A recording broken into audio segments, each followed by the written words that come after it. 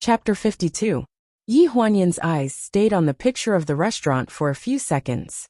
Someone knocked on the door of the secretary's office. She retracted her gaze and looked up at the door as if nothing had happened. "Come in." The planning department sent the annual artist training plan and left in a hurry. Yi Huanyan's memories faded away. Ji Xiaoye was still immersed in the excitement of having dinner with her idol. She mumbled for a while. Brother Hua also said that he hasn't seen his old friend in a long time. If there's a chance to meet him, he wants to eat at this restaurant. Oh my God, who saved the galaxy in their previous life? How could they be Brother Hua's old friend? Yi Huanyan's mouth couldn't help but twitch.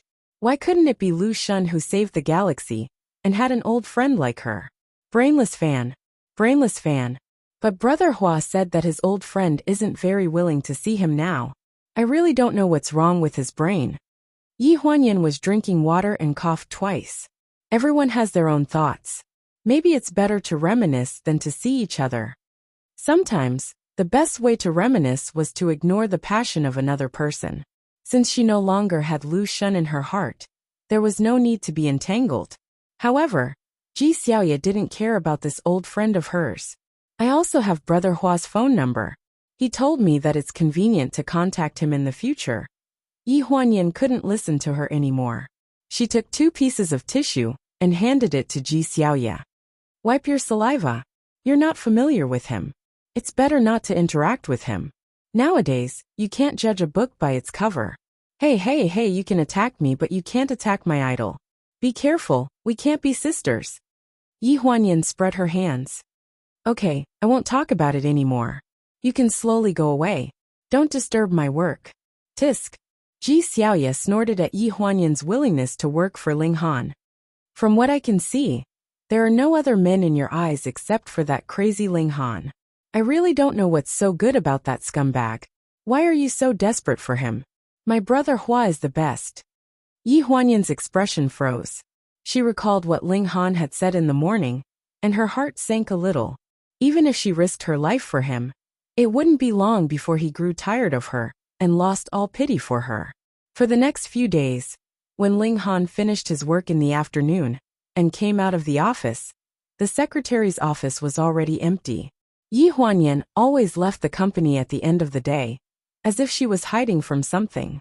By the time he got home, the lights in the guest room on the first floor were off, and the door was closed. She even left early for work in the morning. When he changed and went downstairs to eat, the servant said that she had left early to catch the bus and the subway. Therefore, during this period of time, Ling Han almost never saw her except in the office. His insomnia became more and more serious, and he didn't feel like eating. His heart was empty, and he felt even more depressed than before. "Director Ling, the dinner at the TV station tonight."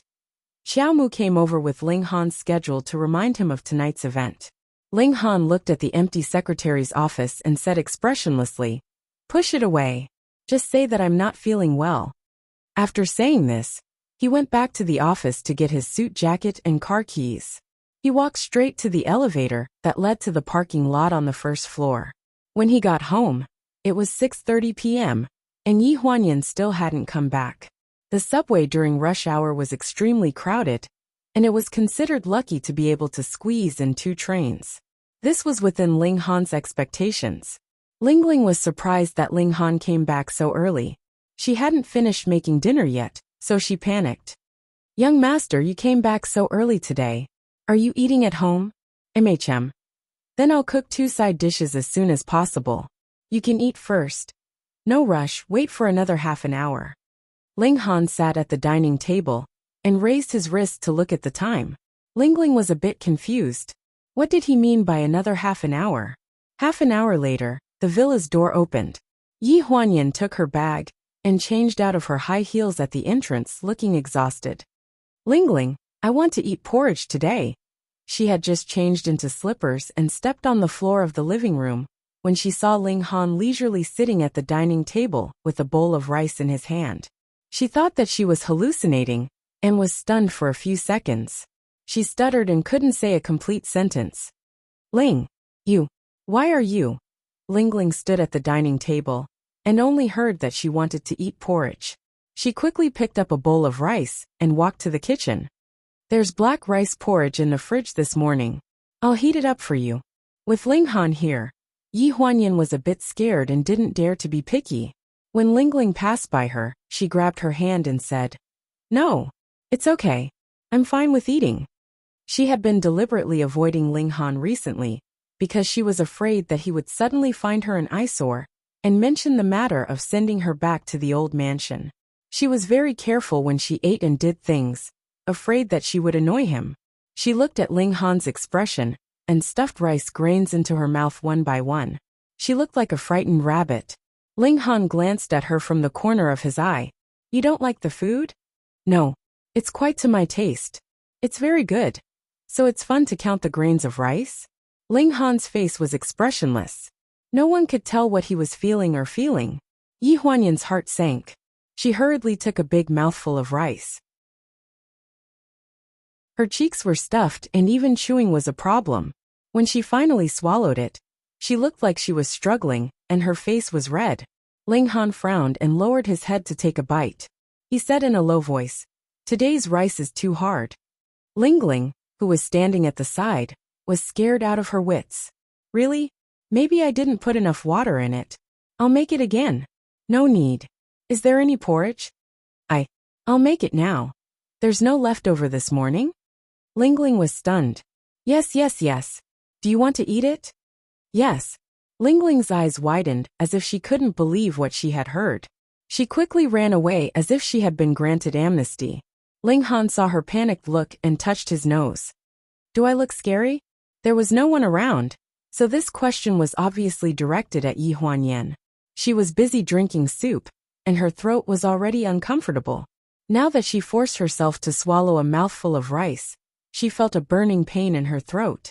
She was slightly stunned when she heard this question. After a while, she honestly said, "The stuffing of the buns should be hand-chopped lean meat. The soy milk and juice should be freshly squeezed for no more than 20 minutes. This is the way of life." "You just told Ling Ling that you were going to eat leftovers. She's probably scared." She wasn't the only one who was scared.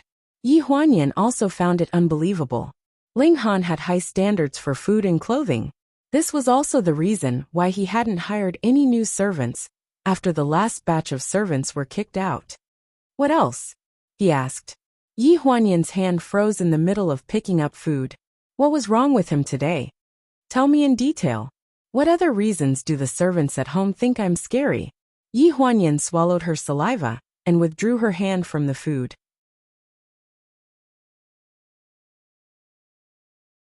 Chapter 53. Yi Huanyan could not tell whether Ling Han was telling the truth or not. She had never thought that Ling Han was someone who would humbly accept other people's opinions. He had always been conceited. Actually, it's not a lot. It's just that his face is usually a bit sour. She lowered her head and cautiously observed Ling Han's reaction from the corner of her eye. He lowered his head and picked up the food with an indifferent expression. "Continue." Yi Huanyan coughed dryly and gathered her courage to say, "You don't seem to remember the names of the servants in the past, right? The aunties all called each other whatever. If something went wrong in the house, they would be implicated, and the whole group of people would be implicated." She looked up at Ling Han and saw that he was calm, so she continued. "For example, the incense lamp incident this time was actually Amei's theft. Although the other aunties are suspected of covering up for her, you should figure out why they were covering up for her. Because if one of them came to you to complain, and you couldn't remember who stole the item, you might as well directly have Qiaomu dismiss all of them. It's the same as the current situation. It's only a matter of time, so that's why they all..." Cough cough. Ling Han's sudden cough startled Yi Huanyan, and her face abruptly paled. I was just speaking casually." She sized up Ling Han, but found that there was nothing unusual on his face. He only took a sip of water from the cup beside him. "So you can actually change yourself sometimes. MHM. Ling Han's voice was not loud, seemingly responding to her. She herself did not dare to believe it. "Actually, we don't need too many servants in the house. Ling Ling can handle it by herself. You also remember her name, so you don't have to worry." Ling Han glanced at her. After saying so much, she only came to such a conclusion. He really didn't know what was in this woman's mind. His expression was indifferent. Up to you. If you don't mind having no one to serve you, and don't find it troublesome, you don't have to find the next batch of servants. I don't mind the trouble. Yi Huanyin quickly nodded. I've always felt that it's better to have fewer people in the family. If possible, I don't need a single servant. In the past, there was only one auntie who helped with the cooking at home. Ling Han's face suddenly darkened. The home you're talking about, is it the Ling family, or your previous home? Yi Huanyin was slightly taken aback. Her smile froze on her face. All of them. My mother doesn't like having too many servants at home, so. Yes, it was no wonder that after Ling Dongming and Jiang Milan got married, all the servants in the house were inexplicably dismissed.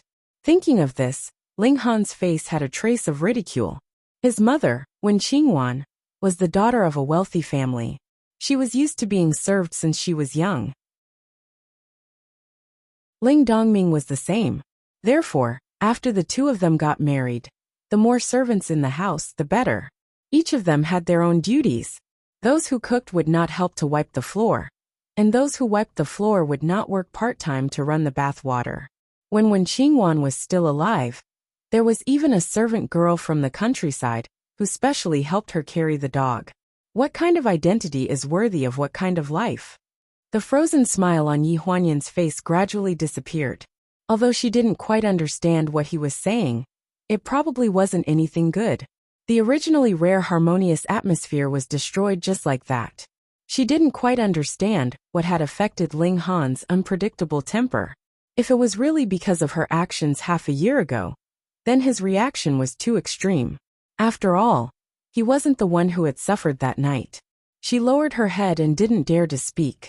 Coincidentally, Ling Ling came over with a bowl of black rice porridge and placed it in front of Ling Han. Young master, the porridge is ready. Ling Han glanced at Yi Huanyin, who had her head lowered and didn't say a word. He raised his hand and touched the edge of the bowl. He frowned. It's too hot.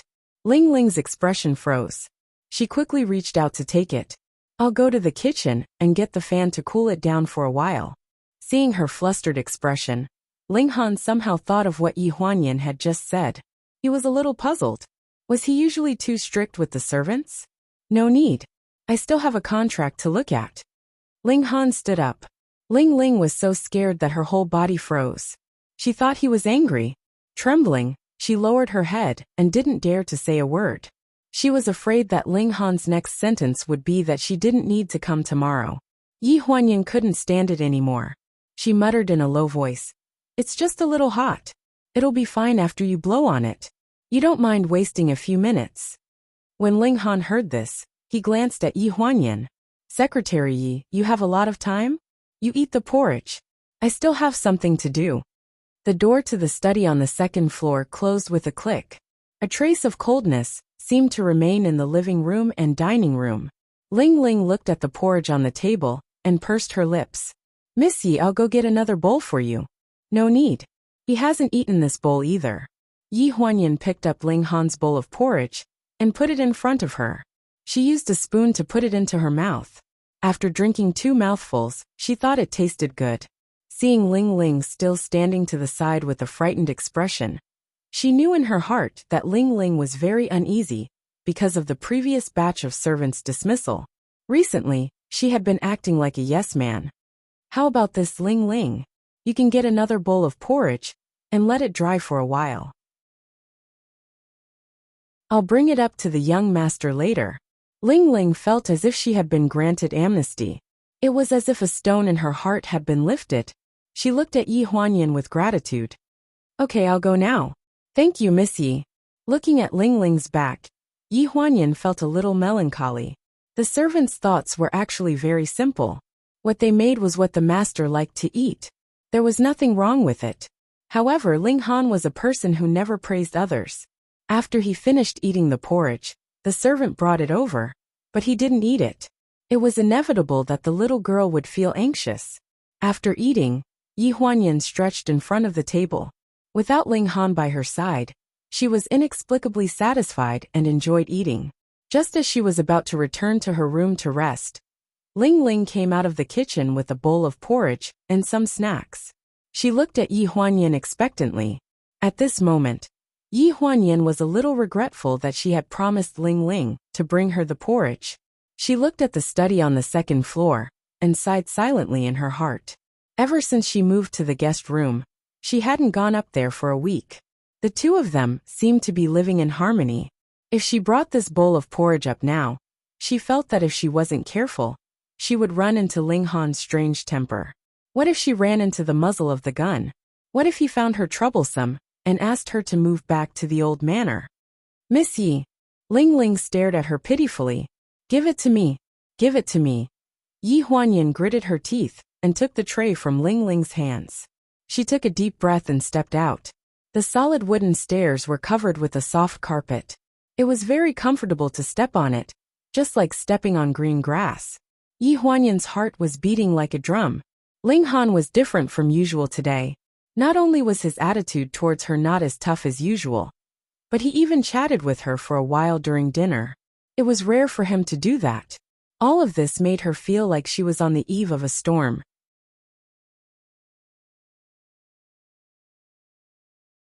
Chapter 54. Knock knock knock. Come in. Jean Yan's footsteps were a little heavy as she carefully stood at the door of the study with a tray in her hands. The black rice porridge tastes pretty good. Ling Ling even made some snacks for supper. You didn't eat much for dinner. Do you want some more? Behind the desk, Ling Han's eyes were focused on an artist training contract. He didn't look up, as if he didn't hear what Yi Huanyan said. Yi Huanyan pursed her lips and said awkwardly, I don't think you eat supper at night. Then I'd better take it back. Just leave it there. A cold voice interrupted Yi Huanyan's subservience.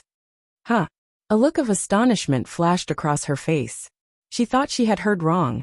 Ling Han raised his head from the desk. His gold-rimmed spectacles reduced the sharpness in his eyes. His entire person vaguely exuded a scholarly aura, as if he had returned to the time when he sat in the study and helped her edit her graduation thesis. Bad hearing? I'll let you leave it there first. I'll finish reading this contract. Oh, okay. She suddenly came back to her senses and hurriedly avoided his gaze. The tray was placed on the coffee table. Although she was very careful when she put it down, it still made a sound when it hit the glass coffee table. Yi Huanyan instinctively turned to look at Ling Han, afraid that she would disturb him. She saw that he was frowning slightly and looking in her direction. Their eyes met in the air. She didn't have time to look away, nor did she dare to look straight at him. She just stared blankly for a while. Ling Han looked into those clear eyes and was momentarily dazed. It was as if everything had returned to the time when she had graduated a few years ago. When she was at home editing her thesis day and night, she was so confused that she couldn't even change the format of her thesis. Ahem. Ling Han was the first to react. He coughed twice, covered his mouth, and lowered his head. He shifted his gaze back to the contract. Yi Huanyan also had an embarrassed expression on her face. There was actually a trace of awkwardness. In the past 6 months, the physical intimacy did not allow their spirits to merge. Apart from the necessary work handover in the company, the most common thing between them was Ling Han scolding and humiliating her for no reason. It had been more than 6 months since they last spoke a few words properly. Apart from the matters on the bed, they were more like strangers under the bed, even though they were superior and subordinate. She put down the plate and stood in the study with some hesitation. Looking at the wall of books, her heart slightly moved. Can I borrow a book? She vaguely remembered that a famous scholar once said that good love always starts from borrowing books. Borrowing and returning. There was a back-and-forth relationship. This was the budding of love, and also the development of love. Although Yi Huanyan did not expect a book to improve her relationship with Ling Han, at least it could ease her embarrassment.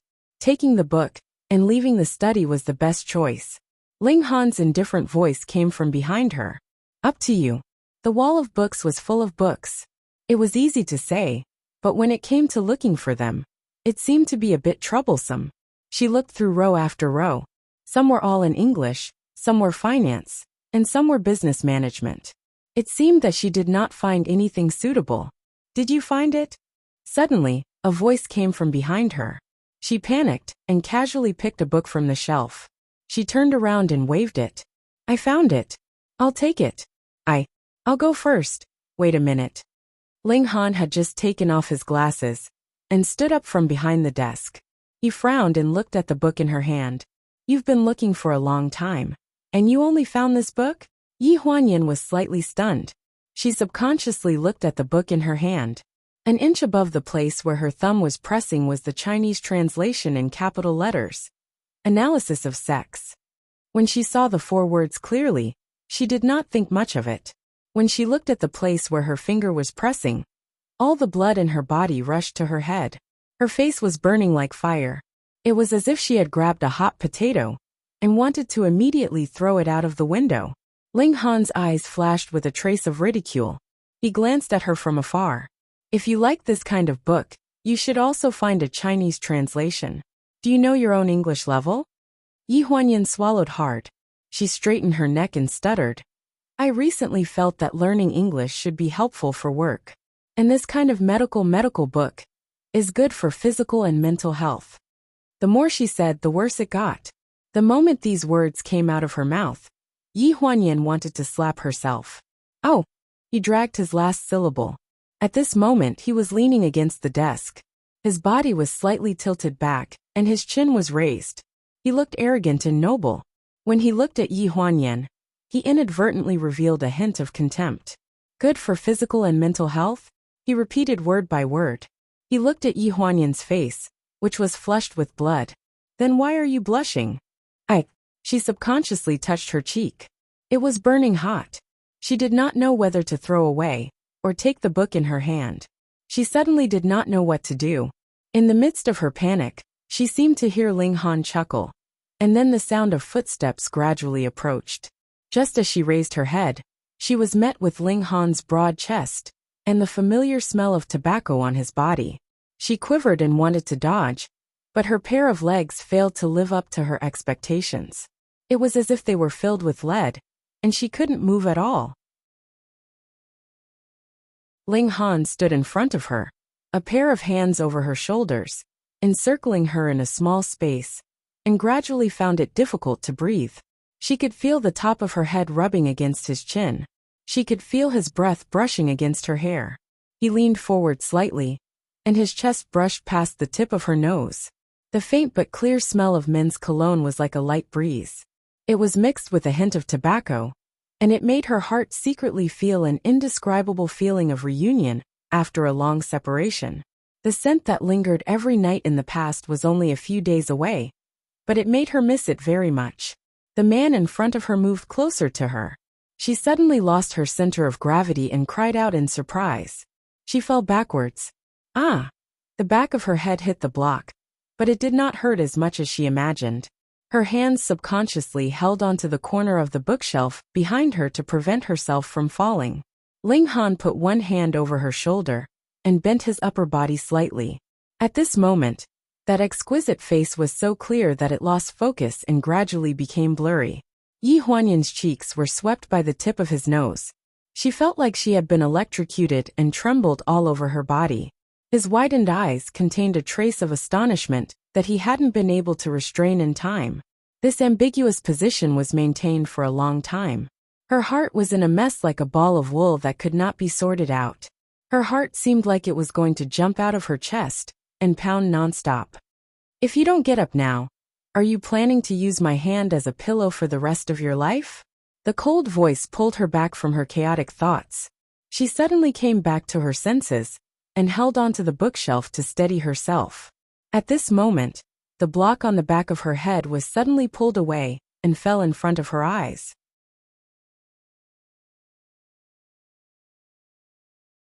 Chapter 55. Ling Han's fingers were slightly red, probably from the weight of the book. He was holding a blue hardcover prose anthology to gore stray birds. Only then did Yi Huanyan realize that it was this book that had saved the life of the back of her head. Compared to sex analysis, which is more practical than theoretical, it's more appropriate for a woman to read poetry to improve her self-cultivation. A book of stray birds was slapped on her chest without any pity, causing her to cough uncontrollably. She hugged the book with one hand and sniffed as she secretly made a throat-slitting gesture at Ling Han's back. When Ling Han turned to leave, he was slightly stunned when he heard the cough. From the corner of his eye, he caught sight of her grimacing and making a face at his back. A strange look appeared in his eyes. He walked straight to the coffee table, picked up the bowl of porridge and sat down. Yi Huanyan held the two books in her hands and turned to look at the bookshelf for a long time. For a moment, she couldn't remember where she had gotten the sex analysis book. She scratched her head. Where did this book come from? You can bring it back to study it. A casual voice came from the sofa. Yi Huanyan's mouth twitched. No need. Anyway, I don't really understand it. It's okay. If there's anything you don't understand, you can come to me. I'll teach you. Cough cough. Yi Huanyan felt as though something had entered her throat. For a moment she couldn't stop choking. I'm talking about teaching you English. Ling Han turned around and glanced at her indifferently. She was embarrassed by this glance. Her face was burning, and she didn't dare to refute. She hugged the two books and ran away. Her fleeing figure was a little flustered.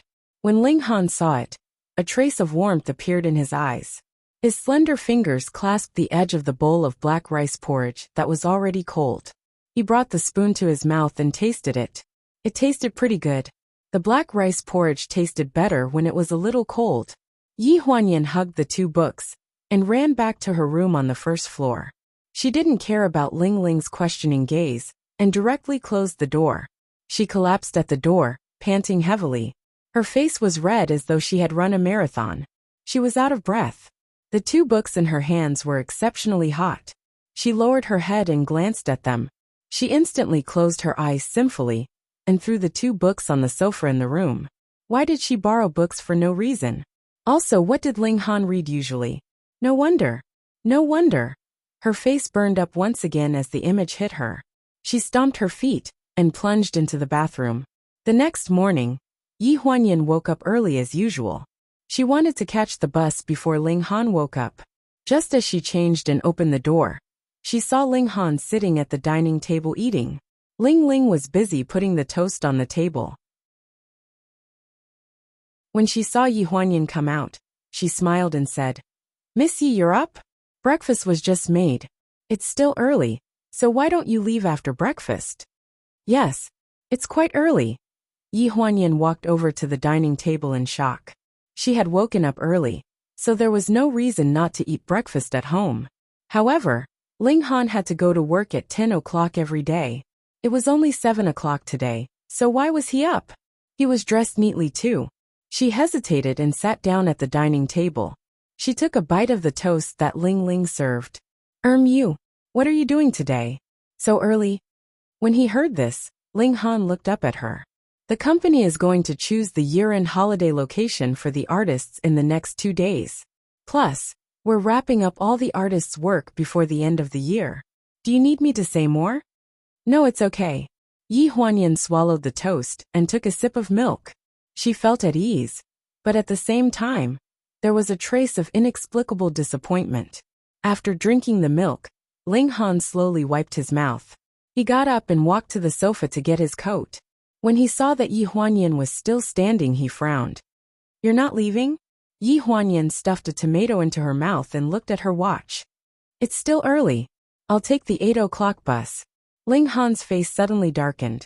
Yi Huanyan realized that something was wrong and added, "The company didn't tell me to go to work early. As a secretary, your boss is going to work early.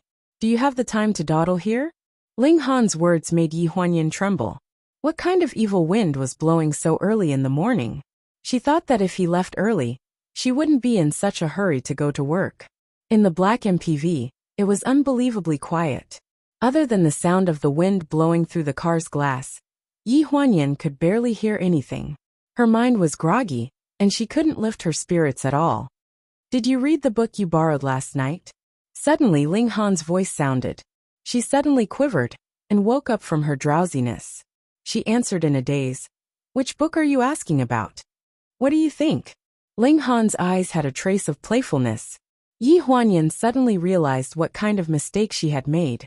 It was a continuation of last night's stupidity.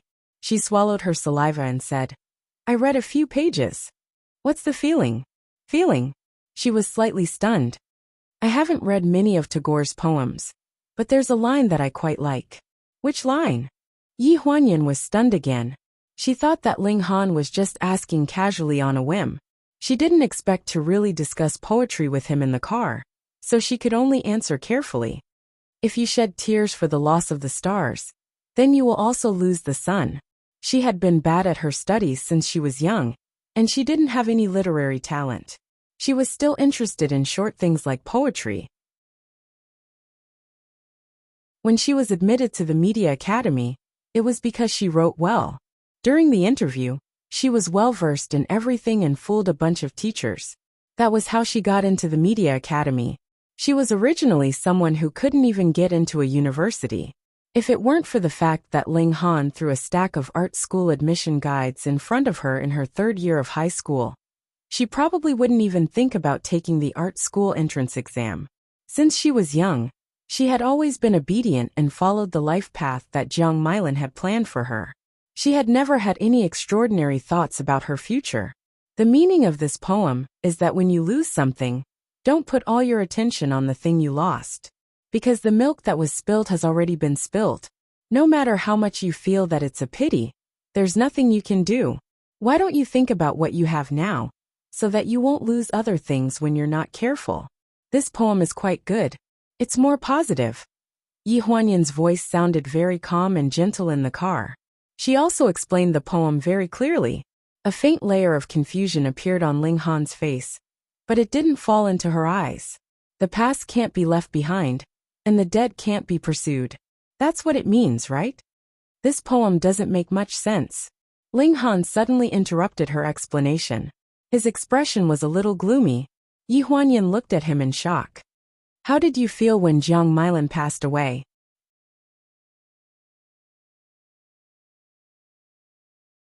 Chapter 56.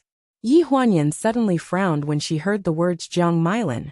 In terms of seniority, Ling Han had to call Jiang Milan Aunt Jiang. And at this moment, putting aside the fact that he was being impolite, his question was also somewhat hard to fathom. Was his focus on the matter of Jiang Milan's death, or her feelings? Perhaps it was because she was used to reading and understanding Ling Han's every move and every word that he said. His rather straightforward sentence now was full of danger in her eyes. Ling Han slowed down the car and turned to look at her. His expression was calm, as if he was just asking casually. It feels like the sky is falling down on my shoulders, she answered honestly. When Jiang Milan was alive, she didn't have a good relationship with Ling Han, but she still had a good relationship with him. Usually, when he didn't eat at home, she would ask Yi Huanyan to pack food and send it to his place. During the holidays, she would also take the initiative to call him home for dinner. Yi Huanyan selfishly felt that Ling Han didn't have any hatred for her mother. After all, her mother wasn't a mistress. Ling Dongming's original wife had died half a year ago before Jiang Milan moved into the Ling family. It was difficult to be a stepmother. In her eyes, Jiang Milan had already done her best. Being able to make Ling Han properly call her Aunt Jiang was already an incredible matter. When Ling Dongming and Jiang Milan were in a car accident, the first person to receive the call was Ling Han. Yi Huanyan was in the company at that time, organizing documents in Ling Dongming's office. Ling Han called her and told her to take a taxi to the hospital and not to panic. It was that sentence that made her feel that the sky wouldn't fall. She didn't say this to Ling Han. At this moment, Ling Han's eyes were a little cold, as if he wasn't interested in her words. He asked indifferently, "What kind of person do you think your mother is?" "My mother?" Yi Huanyan hesitated for a moment. "My mom is a pretty good person. She might be a little vain, but she always bought branded bags for herself. She's a workaholic and she's very passionate. She's good at dancing. I remember that Uncle Ling liked to play some music with my mom at home and dance with her. I bumped into them a few times, and it was quite awkward. I used to think that Ling Dongming was a pretty good person. He had brains, talent, and ambition. He managed pleasure company very well. When it was sent to me, it didn't take much effort. Some of the other branches, and some of the rented shops were also very reliable. There have never been any legal disputes. It was rare for Ling Han to speak so earnestly, which made Yi Huanyan a little uncomfortable. She followed his words and said, "Uncle Ling is indeed a very good person. He took me and my mother in and treated us very well. What you see in front of you is not necessarily the truth." Ling Han suddenly glanced at her. "My father isn't a good person, so you shouldn't think that your mother is so good." These words made Yi Huanyan frown. Did he have something against Jiang Meilan? Or was it against Ling Dongming? She couldn't bear to destroy the rare harmonious atmosphere between her and Ling Han. So she held back her rebuttal and pursed her lips. Everyone has two sides. No one is absolutely perfect in this world. Ling Han frowned and gripped the steering wheel tightly, not saying anything. After arriving at the company, Ling Han sat in his office and opened the drawer, revealing the photo on top of a stack of documents. The innocent girl had a ponytail and was wearing a school uniform. There was a crack in the middle that was glued shut, but it wasn't perfect and couldn't be restored to its original appearance. The crack stretched from the top of the girl's head to her waist. It made people feel uncomfortable after looking at it for a long time. Xiao Mu came in with a large stack of documents with a very serious expression. "President Ling, you asked me to investigate the driver who caused the accident. I did. That driver gambled and owed 50 to 60,000 yuan to a black gambling den. He also got addicted to alcohol and hit his wife after drinking at home. Last year, his wife left with a rich man. Oh right, this driver has a lot of records of drunken driving and injuring people. But his ex-wife secretly found someone to settle it for him. It's quite strange." Ling Han nodded. "So what happened back then was an accident, right?" At the mention of this, Xiao Mu frowned. "I was about to talk about this. I investigated this man's neighbors, and they all said that he was a man who didn't drink at all 10 years ago. He was just an ordinary truck driver. But his income was not stable. His child had congenital heart disease, so he had been saving money for a heart bypass surgery for his child. 10 years ago, this driver injured someone while drunk and was detained for a period of time. After he was released, he operated on his child, but the child was unlucky. The operation failed, and he died on the operating table. Later, this man became addicted to alcohol." A strange expression appeared on Ling Han's face. "You said that this driver operated on his child after he was released from the detention center? Where did he get the money?" "We haven't found anything yet. The man lives in an old alley. The neighbors around him are all older. Some of them don't have good memories, and some have moved away. That's all we've found. We came back to report to you immediately. Continue to investigate. Find out who paid for the operation." Ling Han's face darkened bit by bit.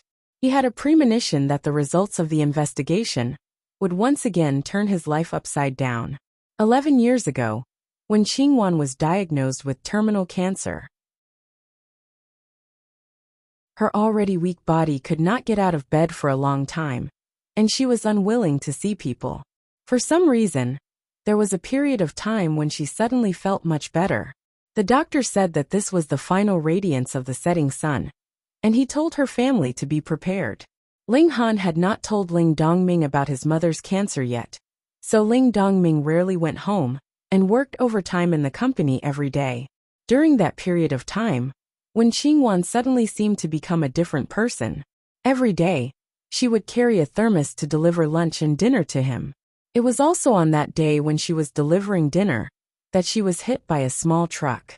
Originally, she did not have many days left, but in that instant she passed away. At Wen Qingwan's funeral, Ling Dongming cried very sadly. Everyone who came was very affected, including Ling Han. He felt that although his father did not seem to care much about his mother all these years, he probably still had very deep feelings for her in his heart. Growing up, this was the first time he had seen his imposing and dignified father cry like that. He could not bear to see it, so he decided to put away his previous thoughts of making him blame himself a little. In the end, he still told him about the cancer. My mother's stomach cancer was in the terminal stage. It was found out half a year ago, but I never told you. Although this car accident was an accident, the doctor also said that she won't make it through this month, so don't blame yourself too much. After a brief moment of surprise, Ling Dongming cried even more heartbroken. After the funeral, he locked himself in his bedroom alone and did not leave the room for half a month. At that time, Ling Han thought that his mother's lifetime of longing for him was not in vain. Unfortunately, his mother did not see it.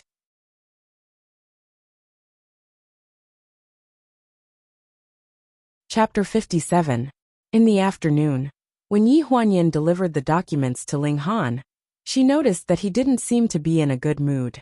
He didn't touch the cold cup of coffee by his hand, and the contract in his hand was flipped to the same page as when she came an hour ago.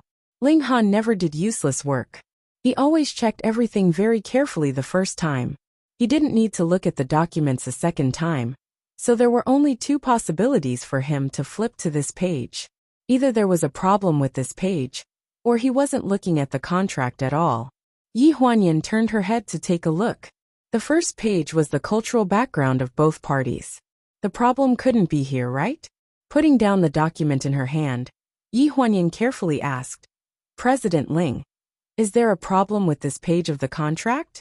Live and learn, and ask if there's anything you don't understand." This was what Jiang Milan taught her when she was still around.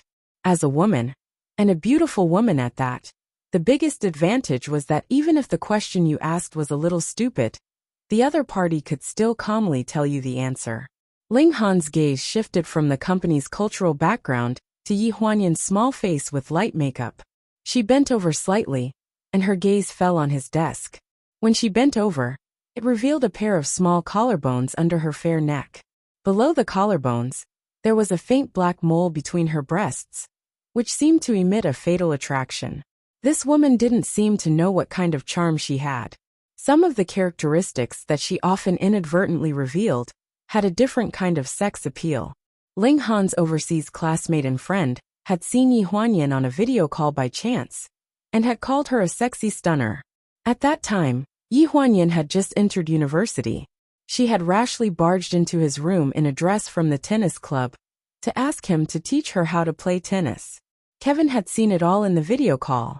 After that, this adventurer, who couldn't be contacted 360 days out of 365 days, had pestered him for a whole month, asking for a chance to talk to Yi Huanyan alone. "No, why do you ask?" Ling Han looked at her, feeling a little restless. His rare good temper made Yi Huanyan a little surprised. After a trace of astonishment flashed across her face, she answered honestly, "Because you have been reading this page for more than an hour, so I want to ask if there is anything wrong with it, so that I can quickly ask the people in the business department to change it." Ling Han was slightly stunned. Yi Huanyan's merciless reminder pulled back all his thoughts. He coughed dryly and picked up the coffee beside him. "No problem. I'm waiting for the video conference." Yi Huanyan looked at him in surprise as he brought the cup of coffee to his mouth. Her eyes widened. "That? What else?" A trace of bitterness slid down his throat. Ling Han didn't realize anything was wrong. He only looked at Yi Huanyan's astonished expression and felt a little puzzled. "The coffee is cold. Do you want me to get you a new one?" Yi Huanyan pointed at the cup in his hand carefully. Only then did Ling Han feel a chill in his throat. The office was a little quiet. He pursed his lips, and the awkwardness in his eyes disappeared. He still maintained a calm look. "Cold coffee tastes better. There's no need to change it. You can go out." Yi Huanyan was slightly taken aback. She nodded skeptically and walked out of the office. Ji Xiaoya was looking at the computer in the secretary's office, working hard to change the data. When she saw her come back, she was so busy that she didn't even have time to look up. "Make me a cup of coffee quickly. My eyelids are sticking together. What kind of data is the finance department doing? How can I even look at the layout? My eyes are going blind." Yi Huanyan laughed. "Isn't it because you don't work hard usually? You're not familiar with such simple data processing and conversion. What would you do if you changed jobs?" When she heard this, Ji Xiaoya was slightly taken aback. She suddenly looked up at Yi Huanyan seriously. "You're right. I can't just rely on you to support me. I'm starting to learn these things today. I must learn them well, and then change jobs." What do you mean by relying on me to support you? You're supporting yourself now, okay? It's not like you just graduated from university. Yi Huanyan couldn't help but correct her. I'm relying on you to begin with. Ji Xiaoya mumbled softly, but she didn't dare let Yi Huanyan hear her. Yi Huanyan took the cup on Ji Xiaoya's table and went straight to the pantry. When she stood in the pantry and saw that half of the cold coffee was left in Ji Xiaoya's cup, she suddenly remembered what Ling Han said earlier. Does cold coffee taste better? There was no one around. She leaned close to the cup and secretly took a sip. She covered her mouth and forced herself to swallow. So bitter. What kind of strange illness did Ling Han have? At this time, the laptop screen on the desk of the president's office shook twice and flashed a handsome man's face. He had chestnut curly hair, deep eyes, and very three-dimensional facial features. He was obviously of mixed blood. He was waving enthusiastically at Ling Han and flying a few kisses. He couldn't wait to jump out of the screen. Hey Leon, long time no see. Ling Han was already used to his enthusiasm and rolled his eyes in disgust. Kevin, be normal. No wonder you can only flirt with men and not women. You're bringing up my sad matter again. Kevin made an exaggerated sad and wronged look and pursed his lips at Ling Han. You have so many women around you. You're amazing. You're not like me who keeps chimpanzees company in the forest every day. You can find a female chimpanzee. Ling Han looked indifferent. The screen shook violently twice. Kevin was going crazy on the other side of the camera. Leon, you're a cold man with no sympathy. Why did a sexy little stunner come to your side? I can't accept it. It had been many years since Rue was bombarded by Kevin. This was the first time Kevin mentioned Yi Huanyan. Originally, Ling Han thought that he had forgotten Yi Huanyan's existence.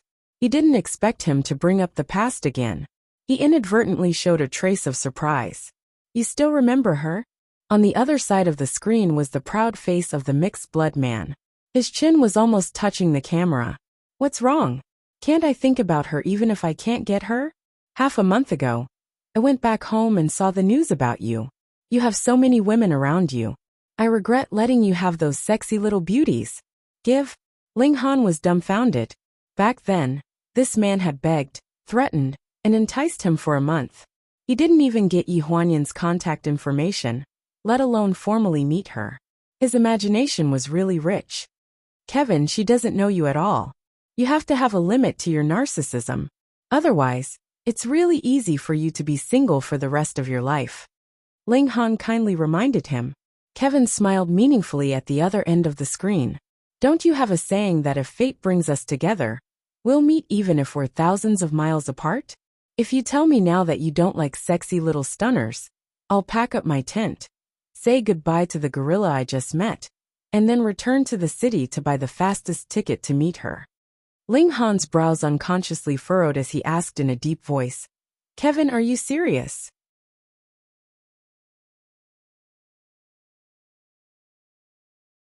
Chapter 58. There was still a smile on Kevin's face, but this smile was more playful than the various exaggerated jokes just now. Ling Han, who had always been calm and collected, was slightly stunned when he noticed the strangeness in his expression. A trace of impatience appeared in his eyes. Kevin, this is boring. I've never seen you care so much about a woman. At the other end of the screen was Kevin's big white teeth, and there was a rare seriousness in his smile. You didn't even look at our arrogant peacock princess in school, let alone ask me if I'm serious about any woman. Leon, you're serious this time. A strange look flashed across Ling Han's face, and he avoided Kevin's gaze. It's just a woman. There are so many women in the world, and no one has to be anyone. So you mean I can pursue her? No. These two words were blurted out by Ling Han without even thinking about it. He reflexively glared at the man at the other end of the screen. Oh, okay. Kevin shrugged and shook the screen twice. I knew you had this attitude. Otherwise, I would have pestered you for a whole month, but you wouldn't let me see her alone. When I realized that you were overly protective of your sister, I knew that you didn't see her as a sister at all. Ling Han frowned, as if he wanted to refute something. Leon, don't lie to yourself and others. You can only understand this kind of thing after you've lost someone. Kevin. Okay. I'm going on a date with my gorilla princess. Let's stop here for now. I see that you're in a good mood recently. I hope that next time you can introduce her to me personally as your girlfriend. Kevin grinned and smiled dazzlingly. Remember, it's not that I failed in my pursuit. I gave it to you because you're my good brother. If you hadn't fallen in love with her long ago, I definitely wouldn't have let go of such a good opportunity. Next time, if there's no progress, I'll take the initiative to attack. Don't regret it then. Although he knew that Kevin was joking, Ling Han's heart still inexplicably tightened. The video interface on the computer flashed twice and returned to the blue interface of the main screen. Ling Han frowned for no reason.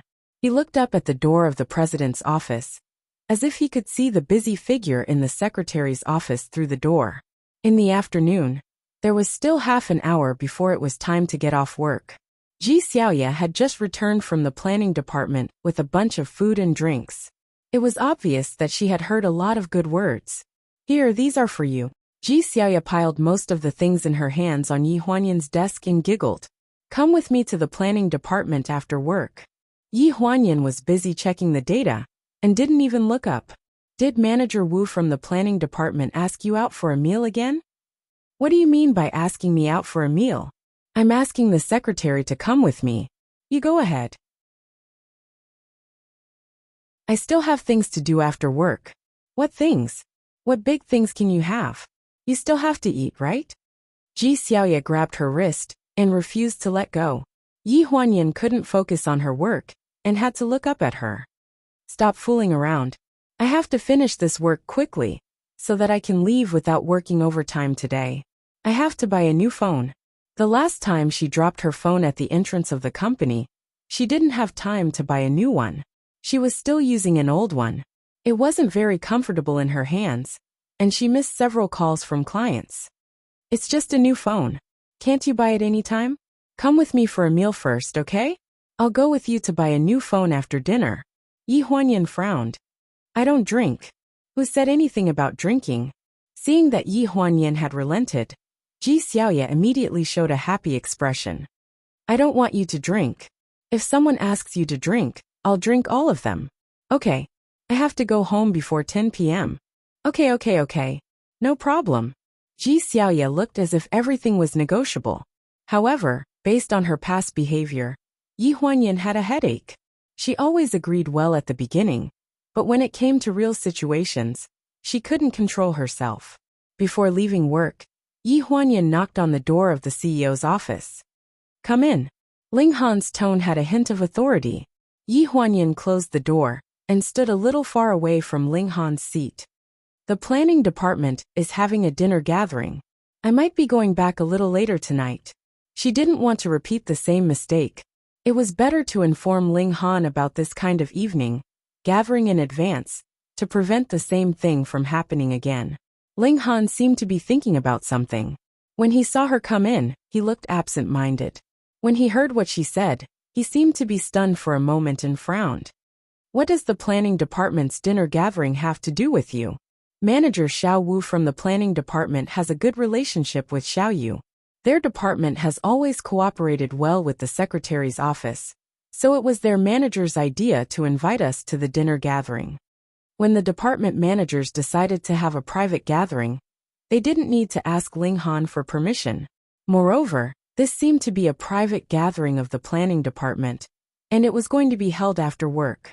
All the more, they didn't need to ask Ling Han for permission. When he heard Ji Xiaoya's name, Ling Han's expression relaxed slightly. He said indifferently, "This is your own matter. You don't need to ask me for permission." Yi Huanyan was slightly stunned. Her face showed some disbelief. Ling Han had always been domineering and liked to interfere in everything. When she heard him say that it had nothing to do with her, she felt like she was in a dream. Thinking about how he had been so polite and distant to her these days, she felt a little disappointed. When she came out of the CEO's office, Yi Huanyan looked like she had lost her soul. Ji Xiaoya had already packed her bag. She carried Yi Huanyan's bag and locked the door of the secretary's office. She carefully leaned in close to her ear and whispered, "Did you agree?" Yi Huanyan was stunned for a few seconds before nodding. He said that it had nothing to do with him, so it couldn't be considered as agreeing or not agreeing. It could only be said that he didn't care. Ji Xiaoye didn't know what was going on inside. She thought that Yi Huanyan's sullen expression was because she had been mocked by Ling Han again. She couldn't help but feel a little angry. What the hell is he? He doesn't even have his freedom anymore. Let's just ignore him, Yin Yan. Yi Huanyan was stunned for a moment. She looked at Ji Xiaoye and forced a smile. She pretended to be relaxed and said, "Let's not talk about this anymore. Let's go. We have to leave early. Otherwise, we won't be able to squeeze into the subway during rush hour." When she said this, Ji Xiaoye revealed a meaningful expression. Squeeze into the subway? Don't joke around. The planning department is treating us to a meal. There are 4 departments in the planning department and 8 managers. Which one of them doesn't have an annual salary of a few million? If they don't even have a car, how are they going to treat the ladies to a meal? Ladies? Yi Huanyan's expression tensed up. There are other departments. Isn't this a gathering for the planning department? Ji Xiaoye chuckled. Yes, the planning department planned this. It's for the welfare of the golden bachelors in the company's planning department. We're the guests of honor.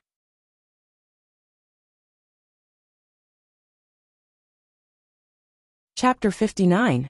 What golden bachelor? Yi Huanyan vaguely sensed that something was wrong. She stared blankly at Ji Xiaoye, who was half a head shorter than her. Ji Xiaoye felt a little guilty under her gaze. She swallowed hard and said, "Well, actually, it's not a bad idea to get a free meal. I'm single, and you are considered a single. What am I?" Yi Huanyan suddenly realized that this was not a department gathering. Her expression changed. "I'm not going." "Don't." Ji Xiaoye grabbed Yi Huanyan's wrist and stopped her from leaving. At this moment, a black BMW drove out of the company's garage. Through the car window, they could see Manager Wu from the planning department smiling politely. The car slowly stopped in front of them. Yi Huanyan did not want to argue with Ji Xiaoye in front of others, so she immediately stopped what she was doing. The window of the black BMW rolled down slowly. Manager Wu sat in the driver's seat and smiled at Yi Huanyan. "You must have waited for a long time, Secretary Yi, Secretary Ji." Yi Huanyan was about to say that she did not want to go, but Ji Xiaoye beat her to it. No, we didn't wait for long. Let's go." As she spoke, she opened the back door and stuffed Yi Huanyan in. She sat in the back as well, and gave Yi Huanyan a look with a bitter expression. Yi Huanyan was helpless. She could not disrespect Ji Xiaoye in front of others, so she could only sit there gloomily and lower her head to question Ji Xiaoye on her phone. "What kind of party is it today? Tell me clearly." Ji Xiaoye was busy chatting with Manager Wu when her phone suddenly rang. She met Yi Huanyan's covetous gaze and instantly understood. She lowered her head to look at her phone. "It's just a normal party. The planning department is really treating us to a meal. It's not just you and me. There are other girls in the company, and a few new interns from their department are also present. They're all single?" Ji Xiaoye pursed her lips and raised her head to look at Yi Huanyan, as if she didn't need to say anything. Yi Huanyan frowned and turned her head to look out the other side of the window. She could not be bothered to talk nonsense with her. Ji Xiaoye was too bold. Ji Xiaoye. If Ling Han found out that she came out for a blind date party, and that it was a blind date party under his company's nose, she would be in trouble. She was too reckless. "Secretary Yi, are you not feeling well? You don't look too good," Manager Wu, who was driving, asked cautiously. Yi Huanyan was in a daze. When she heard the word Secretary Yi, she was slightly stunned. She glanced at Ji Xiaoye, who was trembling in fear and did not dare to speak, and said calmly, "It's nothing. I just haven't attended a department party in a long time. I heard that there are interns, and I thought that since the young children are playing together, they might not be able to relax when they see me. After all, she worked for Ling Han. If there was anything going on below, those people were afraid that she would tell Ling Han. Even if she did not do so, the people in the company treated her as one of Ling Han's eyes." In response, Manager Xiao Wu smiled. "Secretary Yi, I'm afraid you don't want to eat with those insensible children. If you don't want to, how about this? I'll make a call, and book another private room with fewer people. It'll be fine with just the few of us eating." Upon hearing this, Yi Huanyan's expression turned even uglier. She did not know if Manager Wu had really misunderstood her, or if there was something else, but she felt that there was a hint of discomfort in his words. Ji Xiaoye knew Yi Huanyan's temper the best. She did not like this kind of situation to begin with. Now that Manager Wu wanted to talk to her about it with fewer people, she had to avoid it even more. When the time came, she would just grab her bag and leave. It would be terrible if she was embarrassed. No need, no need. Yin Yin was just joking. We haven't met the new interns yet. It's a good opportunity to meet them. We'll be working together in the future, so it's more convenient this way. That's true. Manager Wu pushed his glasses up the bridge of his nose. Yi Huanyan rarely communicated with the people in the company in private. She was overly strict when it came to work, so most of the people under her were a little afraid of her. This was something that everyone knew. Ji Xiaoye had always been active. She was familiar with all the managers of the various departments and the salespeople under them. Many people asked her for help. As long as it was not too overboard and did not harm the interests of the company, she would help most of the time. If she could not help, she would look for Yi Huanyan and act coquettishly, and she would help. This manager Wu had not been fawning over her for a day or two. He was the vice president of the second planning department. He could be considered as a parachutist in the company. He was poached from another media company by the headhunting company. He was quite capable and became a vice president at a young age. The recent few planning projects were the most outstanding ones in the second department, and many of them were his ideas. Ji Xiaoye looked at him in a new light. Yi Huanyan originally planned to say that she had something to do and leave early when she arrived. However, when she saw Ji Xiaoye chatting enthusiastically with someone, she could not help but worry. This girl had never been in a serious relationship before. She was afraid that she would be deceived if she did not handle it well. This manager Wu looked honest, but he always gave Yi Huanyan the feeling that he was a veteran in the field of love. She was not sure if her intuition was wrong, but she could not tell how much affection this manager Wu had for Ji Xiaoye in his eyes. Pleasure Group. The company's employees got off work one after another. Xiao Mu handed over the last job she had. She looked at the time and knocked on the door to enter the president's office. "President Ling, do you want to order dinner and have it delivered to the company, or do you have other arrangements?" Ling Han did not arrange anything else today. He was supposed to get off work early, but Xiao Mu could not tell what the boss was thinking. He only reminded her that it was time to eat when it was time, which was his fault. Ling Han raised his wrist to look at the time. It was 7:30 p.m. "No, it's not early. You can get off work first." Xiao Mu nodded and turned to leave. "Planning department is having a gathering today?" A seemingly casual question suddenly sounded behind her. However, this question appeared at this time. No matter how casual the tone was, it was still a bit abrupt. Xiao Mu rolled her eyes and did not expose him. "Yes." The vice presidents of planning department second and third department said that they are having a gathering to welcome their new interns. He was also invited, but his off-work time was never fixed. As long as the boss needed him, he had to stay in the company, so he did not go. "Vice presidents?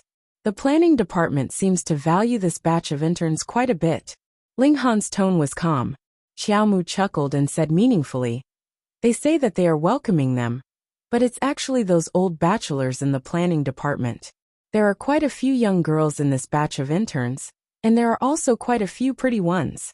They want to take advantage of the fact that the workload has not forced these young girls away. I heard that they even invited some female employees from other departments of the company."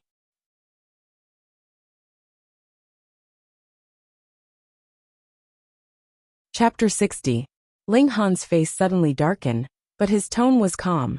"You said that the planning department's dinner party was attended by all the bachelors in their department? 9 out of 10 men in the planning department are single, other than a few directors who are older and married, and don't participate in this kind of activity. It seems that almost all of them went. Although some of them are married, they still went to join in the fun. The work in the planning department of pleasure had always been heavy. They had to work overtime 5 days a week. Sometimes, when they were called back on Saturday or Sunday, even if they were overseas, they had to buy a plane ticket and rush back immediately. This kind of work intensity caused a serious imbalance in the ratio of men and women in the department. Even if they recruited female employees every year, only a handful of them could last for more than half a year. Moreover, if they got married and had children later on, they would have to resign. The work intensity was high, and the planning department was favored by the heavens. Huan Yu had specially set up a floor for them to work. To put it nicely, it was to be independent and not be disturbed by the outside world. But in reality, it was to be isolated from the world. It was extremely difficult to hook up with girls from other departments. Did President Ding of Century Prime call this afternoon? Huh? Xiaomu was slightly stunned. He did not understand why they suddenly talked about clients when they were talking about the company. However, he had been by Ling Han's side for many years, so his reaction was trained. He hurriedly said, "There were 3 calls. One of them was from the assistant to confirm tomorrow's dinner, and the other 2. Call him and tell him that I have something to do tomorrow. So dinner will be changed to tonight." Century Prime wanted to invest in the pleasure department, and their president Ding could not wait to call the pleasure department 10 times a day. Ling Han intended to cooperate with them. After all, Century Prime had a lot of money, but he did not show it recently to keep them in suspense. "President Ling, I'm afraid it's not very appropriate, over there." Xiaomu showed a troubled expression. They had already made an appointment, so they could not change the time like this. "Just say that Sheng Amren will be there." Ling Han glanced at Xiaomu. He had already stood up from the chair and started to put on his coat, not giving him any chance to refute. Hearing Sheng Amren's name, Xiaomu's face froze. A strange look flashed through his eyes, but he quickly nodded and made the call. President Ding, who was at the peak of the century, was interested in Sheng Amren. This was a well-known fact. Although the matter between Sheng Amren and Ling Han was well known. After all, one was an entertainment star, and the other was a consortium leader. Ling Han had an absolute advantage in this kind of thing. Since he didn't take the initiative to admit Sheng Amren's identity in front of everyone, it was enough to prove that he didn't really care about this woman. Naturally, it was inevitable that people who were as powerful as Ling Han would pursue her. After President Ding probed a few times, he understood that Ling Han was just playing with Sheng Amren. Women couldn't see through him, but as a man, he understood at a glance. In a private room of a high-end Japanese restaurant, Yi Huanyan tugged at Ji Xiaoya, who was already drunk, and signaled her to stop drinking. "Come, Secretary Yi, let me toast you. We've been colleagues for so long, but this seems to be the first time I've seen you come out for a meal with us." The person who raised the wine glass was manager Xiao Wu, who was sitting across from Yi Huanyan. It was also because of his frequent toasts that Ji Xiaoya drank like this. "I already said that Yin Yin doesn't drink, so I'll drink this for her." As expected, Ji Xiaoya put on a chivalrous appearance and went up to snatch the wine glass. Yi Huanyan hastily stopped her, and the moment she snatched the wine glass, Ji Xiaoya collapsed on the tatami. Manager Xiao Wu pushed up the glasses on his nose and smiled. "Ji Xiaoya seems to have drunk too much." "Secretary Ji seems to have drunk a little too much. It's better to drink less. I just want to toast Secretary Yi. Nothing will happen. The alcohol content of this wine is low." When he said this, he also gave a look to the female interns beside Yi Huanyan. These girls were not as naive and ignorant as Yi Huanyan thought. They were all eloquent, especially the girl named Xiao Shui, who was sitting next to Yi Huanyan. She raised the wine glass and smiled brightly. "If Secretary Yi really can't drink, then I'll drink this wine for Secretary Yi." Yi Huanyan frowned.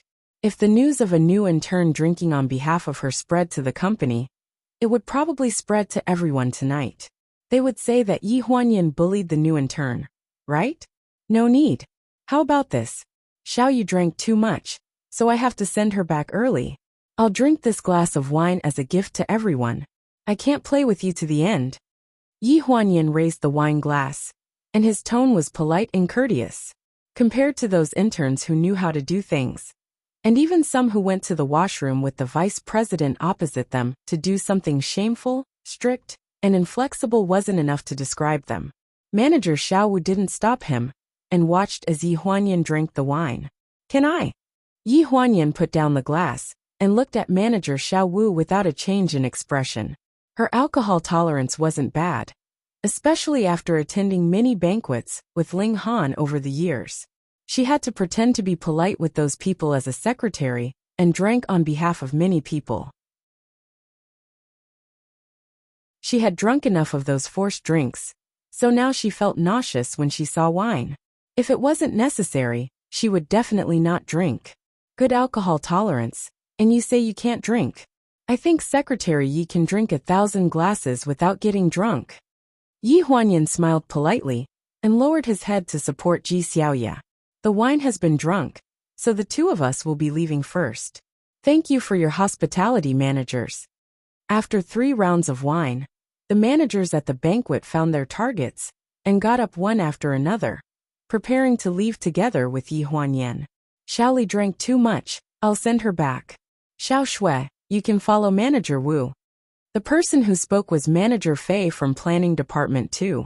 He was a man in his 40s with a wife and children, so he came to this kind of banquet. From the beginning, Yi Huanyan couldn't be bothered with him, but luckily he knew how to read the situation and didn't have the guts to provoke Yi Huanyan, so his target was the new intern Xiaoli. Xiaoli was also a person who knew how to do things. After drinking 2 glasses of wine, she didn't even know who she was anymore. She kept calling him Brother Fei, which gave everyone goosebumps. Other than Manager Wu, the only ones who were sober were Xiao Shui, who had a good alcohol tolerance, and Yi Huanyan.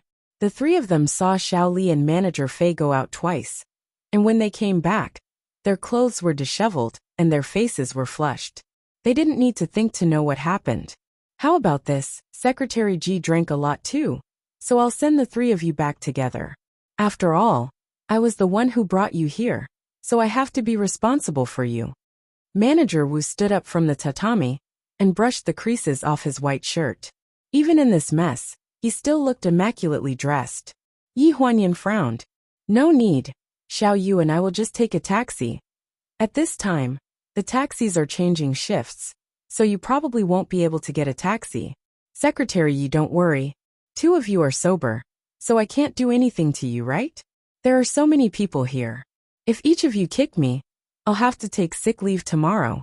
Manager Wu smiled naturally, as if Yi Huanyan was measuring the heart of a gentleman with his own mean measure, if she didn't agree.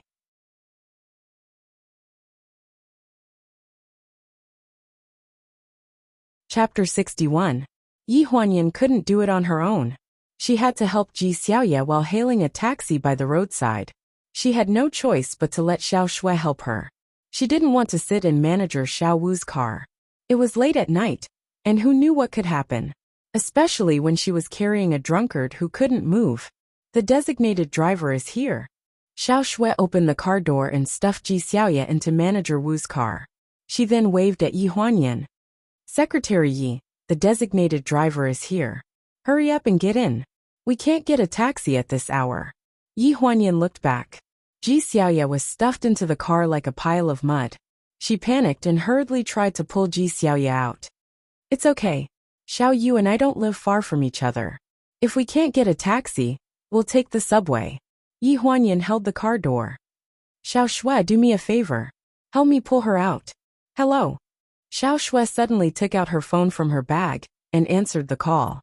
She looked at Yi Huanyan apologetically. My boyfriend said he's here to pick me up. Secretary Yi, you can go with Manager Xiao Wu. My boyfriend is here. Goodbye. Secretary Yi, just get in the car. The designated driver is driving. Are you still worried? Manager Wu's hand slid along the car door and touched her elbow. She froze and instinctively flung her arm away. She took 2 steps back and put some distance between them. Manager Wu, it's too late. You're drunk. I have to ensure Xiao Yu's safety, so I have to take her with me. Go with her. Manager Xiao Wu leaned against the car door and looked half drunk. Didn't I ask you to go together? Secretary Yi. You. If you're not going, then I'll go.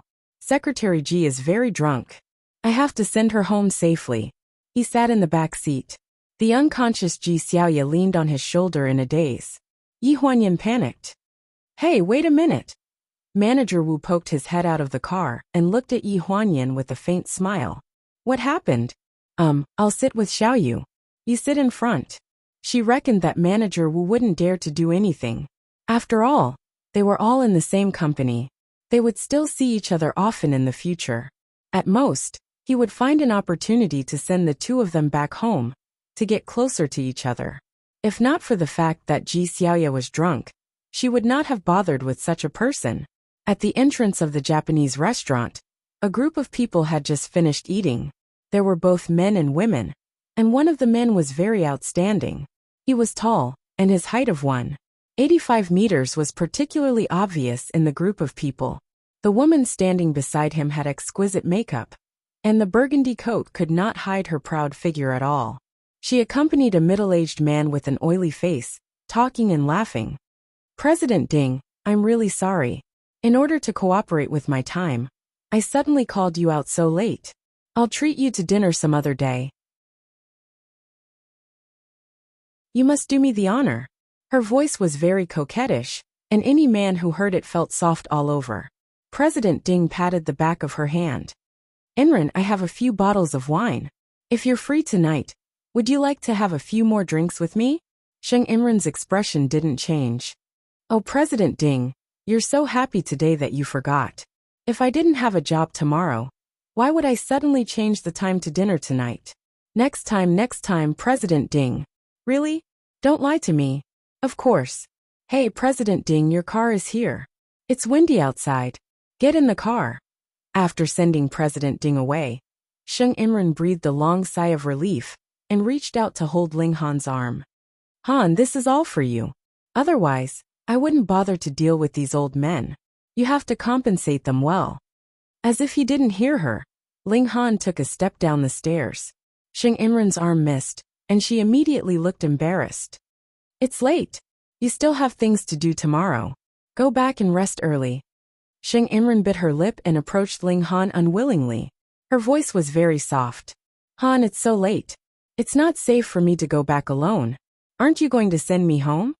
Ling Han's gaze stopped on a black BMW in the distance, and his eyes gradually turned cold. Xiao Mu, send Imran back.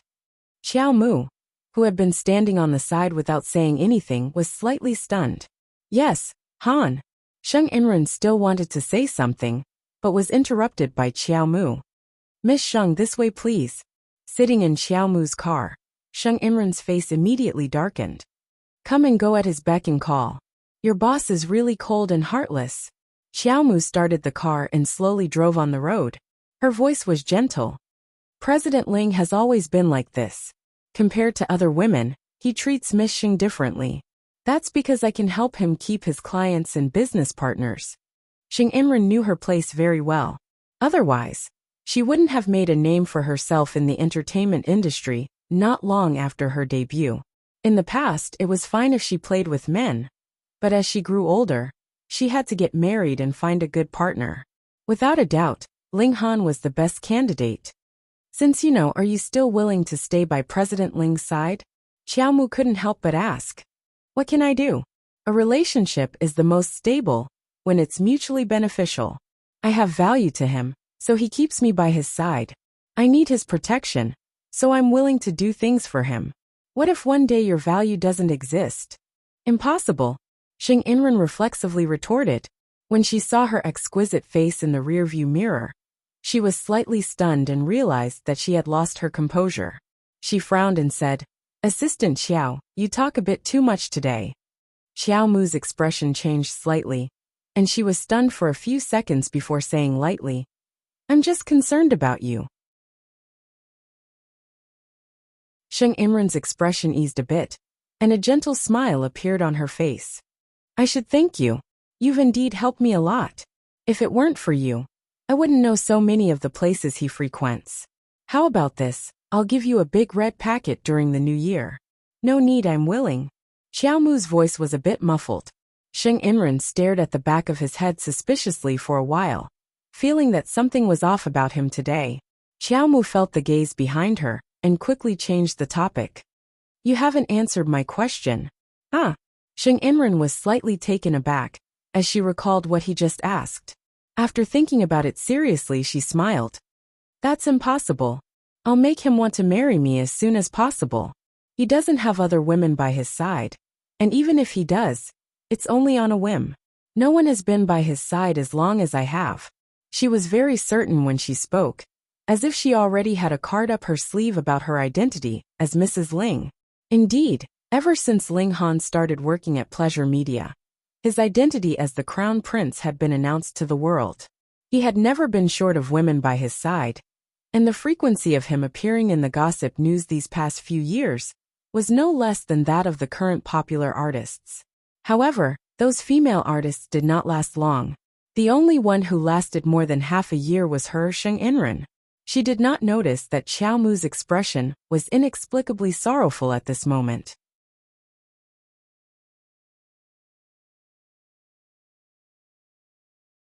Chapter 62.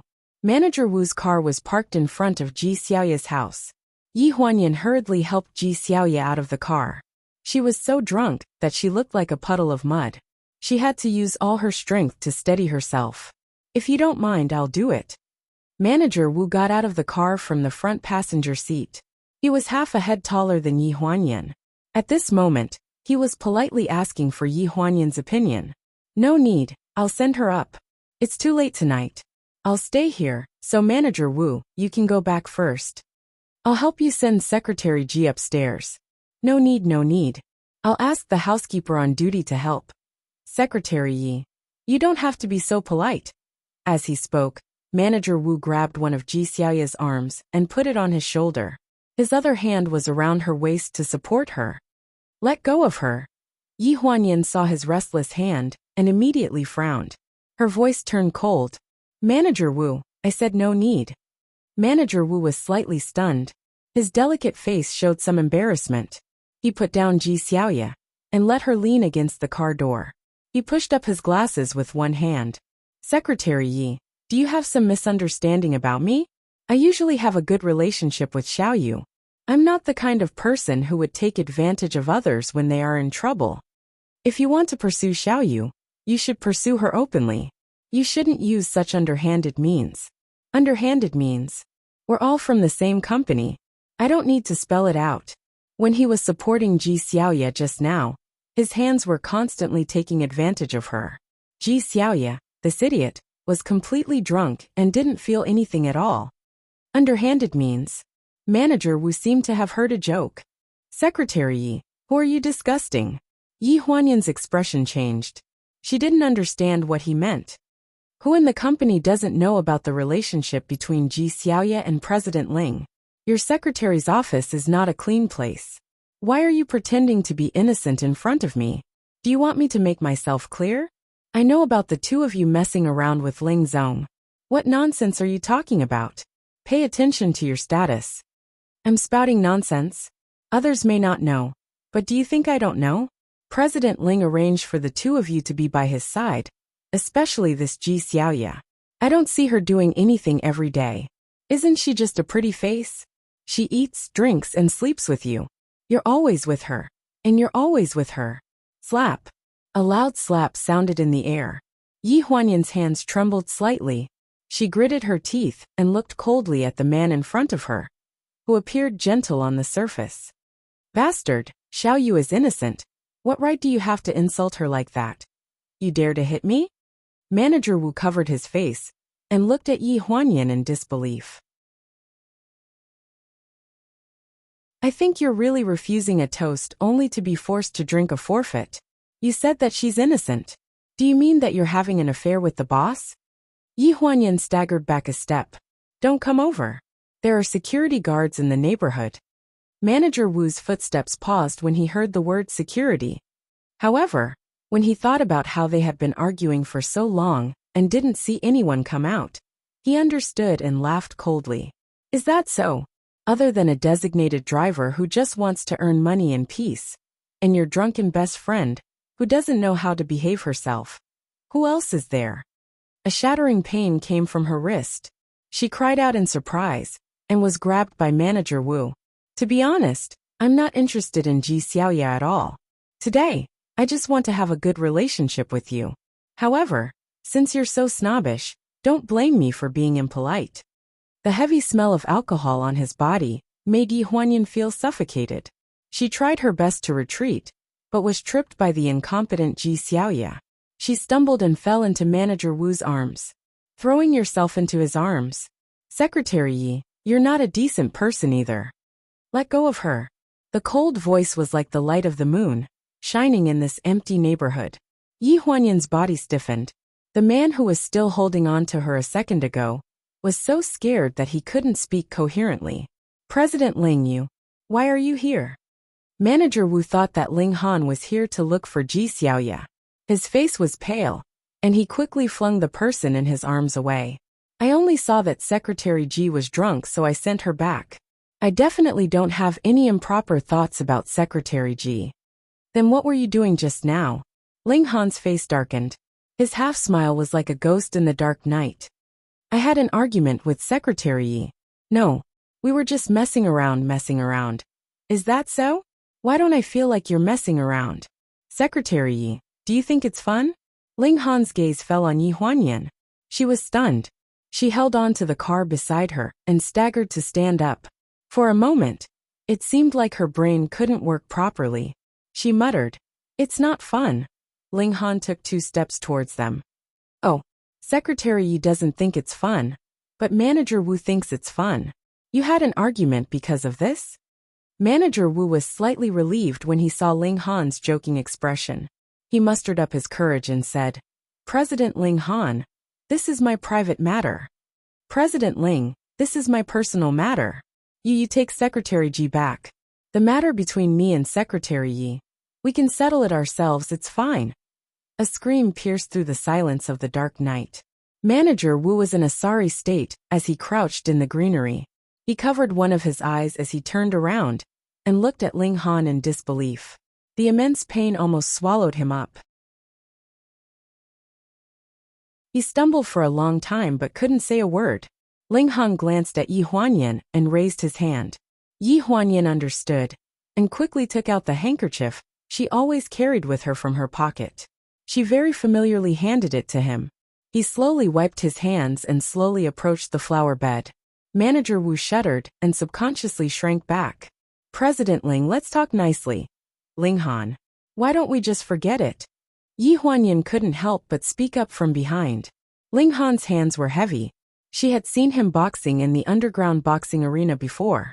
He wouldn't get off the stage until his opponent's face was covered in blood. Ling Han frowned slightly and glanced at Yi Huanyan. Then, he looked at Manager Wu, who was curled up in a ball. His gaze was as sharp as a knife. If you dare to reveal a single word about what happened today, I can guarantee that no company will dare to take you in. Do you believe me? I believe. I believe. President Ling. I believe, please spare me. Ling Han wiped his hands clean and threw an expensive handkerchief on Manager Wu's chest like a rag. He coldly spat out a word. Scram. Seeing Manager Wu scramble to get out of the car, Yi Huanyan slowly exhaled and moved her wrist that was in pain. You feel very lucky, don't you? The man turned around. His tone was cold, and his face was cold. She suddenly shuddered and clenched her fingers. You dare to let a man send you home so late at night, and even bring a drunkard? Yi Huanyan, do you think your life is too boring? What is in your head? The vicious words she expected didn't come. Instead, such a reprimand made her feel inexplicably warm. It was like seeing the old Ling Han.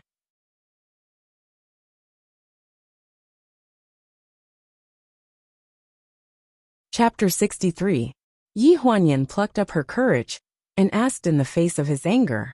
Well, can you help me get Xiaoyu upstairs first before you scold me? Ling Han was speechless for a moment. He stared at Yi Huanyan and took a deep breath. Have I been too nice to you recently? Have you learned how to push your luck? I'll do it myself. Yi Huanyan swallowed hard and waved her hand. She admitted that she was unlucky and reached out to pull Ji Xiaoya, who was sprawled out in the middle of the road. Are you done? A cold male voice rang out in the shabby neighborhood. I'm done. Come on.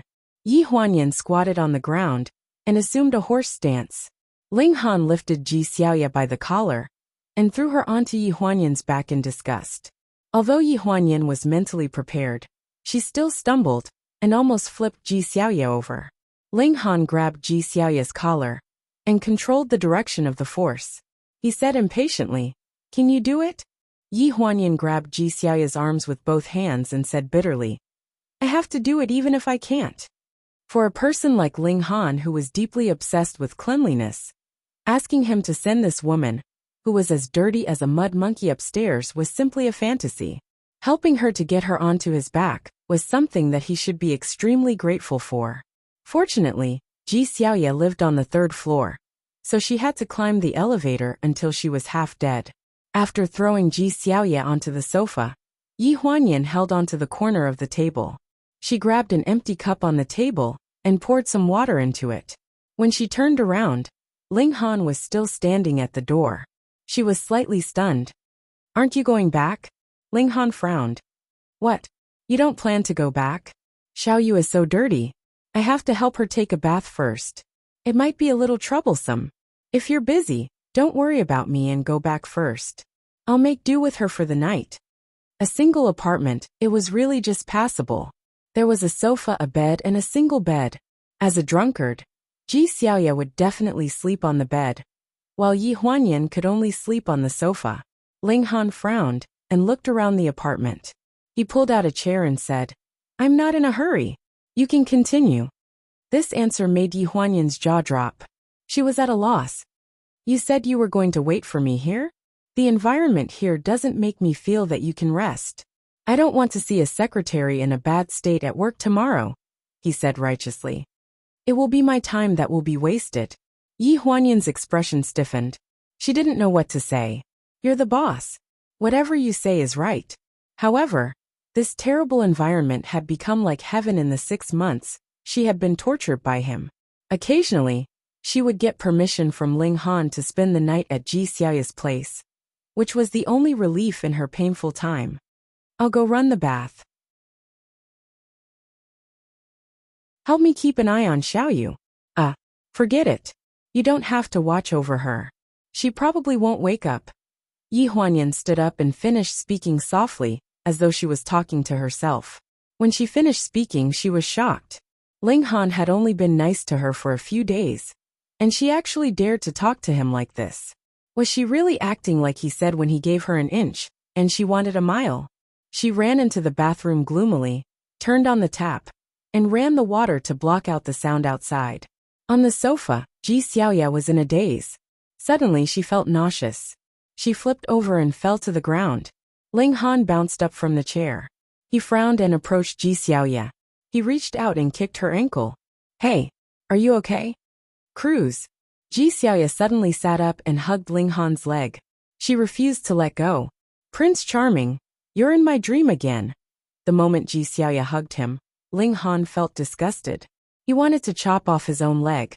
This woman reeked of alcohol. Was she crazy? Yi Huanyan, get out here." In the living room, there was a man's hoarse and trembling roar. There was no movement in the bathroom. A certain someone was thinking about life amidst the sound of splashing water. At this moment, Ji Xiaoya had already hugged Ling Han's leg and was about to get up. Ling Han had a rare look of fear in his eyes. "Ji Xiaoya, don't you want your job anymore? Let go." As soon as he finished speaking, he felt the weight on his leg lighten, and Ji Xiaoya collapsed on his feet. His hanging heart slowly fell back to the ground. Blurg. The pungent smell of vomit hit him in the face. His leg felt hot. When Yi Huanyan came out of the bathroom, she saw Ling Han standing in the living room like a pillar. His face was ashen. Ji Xiaoya had climbed down from the sofa for some reason. She was lying beside Ling Han's leg and kissing it. This posture was very strange. Before she could question why he was in such a weird position, the smell of vomit attracted her gaze to Ling Han's horrifying instep. One of his legs was covered in Japanese food and beer. At this moment, it was emitting a strong stench. The culprit was lying on his other leg. Her hair was disheveled, and she looked like a female ghost that had just crawled out of the television. Yi Huanyan covered her mouth and nose. Her face was stiff. "I think Xiao Yu, she didn't do it on purpose." Ling Han's face was ashen. His murderous gaze had already cut Yi Huanyan into pieces. He gritted his teeth and said, "Shouldn't you deal with this disgusting thing first?" Yi Huanyan suddenly reacted and raised her hands. Don't move. Don't move. Let me think what to do. Get rid of her first." Ling Han looked like he was about to break down. He dared to say that he had never experienced such a disgusting thing in his life. Yi Huanyan hurriedly dragged the unconscious female ghost to the bathroom. She quickly took off her clothes and threw her into the bathtub to soak.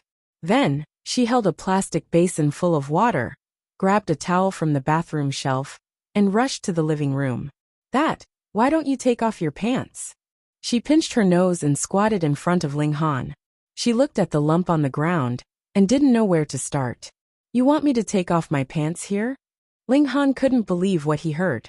"There's no other way. I can't wash your pants while you stand, right?" Yi Huanyan's face was bitter. "Just make do with it. I'll find you a towel later. You can wrap it around yourself first." Ling Han raised his hand to support his forehead. At this moment, he regretted coming here in the middle of the night. He should have let this woman suffer a little at the hands of the ill-intentioned man in the company to teach her a lesson. 10 minutes later, Ling Han was sitting on the sofa with a blanket covering his legs. 10 minutes ago, he was still disdainful of the blanket that was indeed a little dirty. Under the blanket was the lower half of his body, which was only wearing his underwear. Yi Huanyan squatted in front of the pile of vomit and turned to ask Ling Han, "Are you still wearing these pants?" "No." "That's good."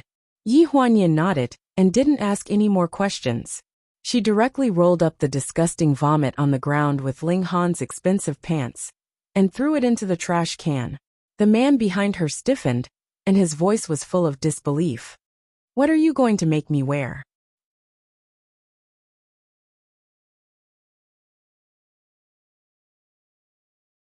Chapter 64.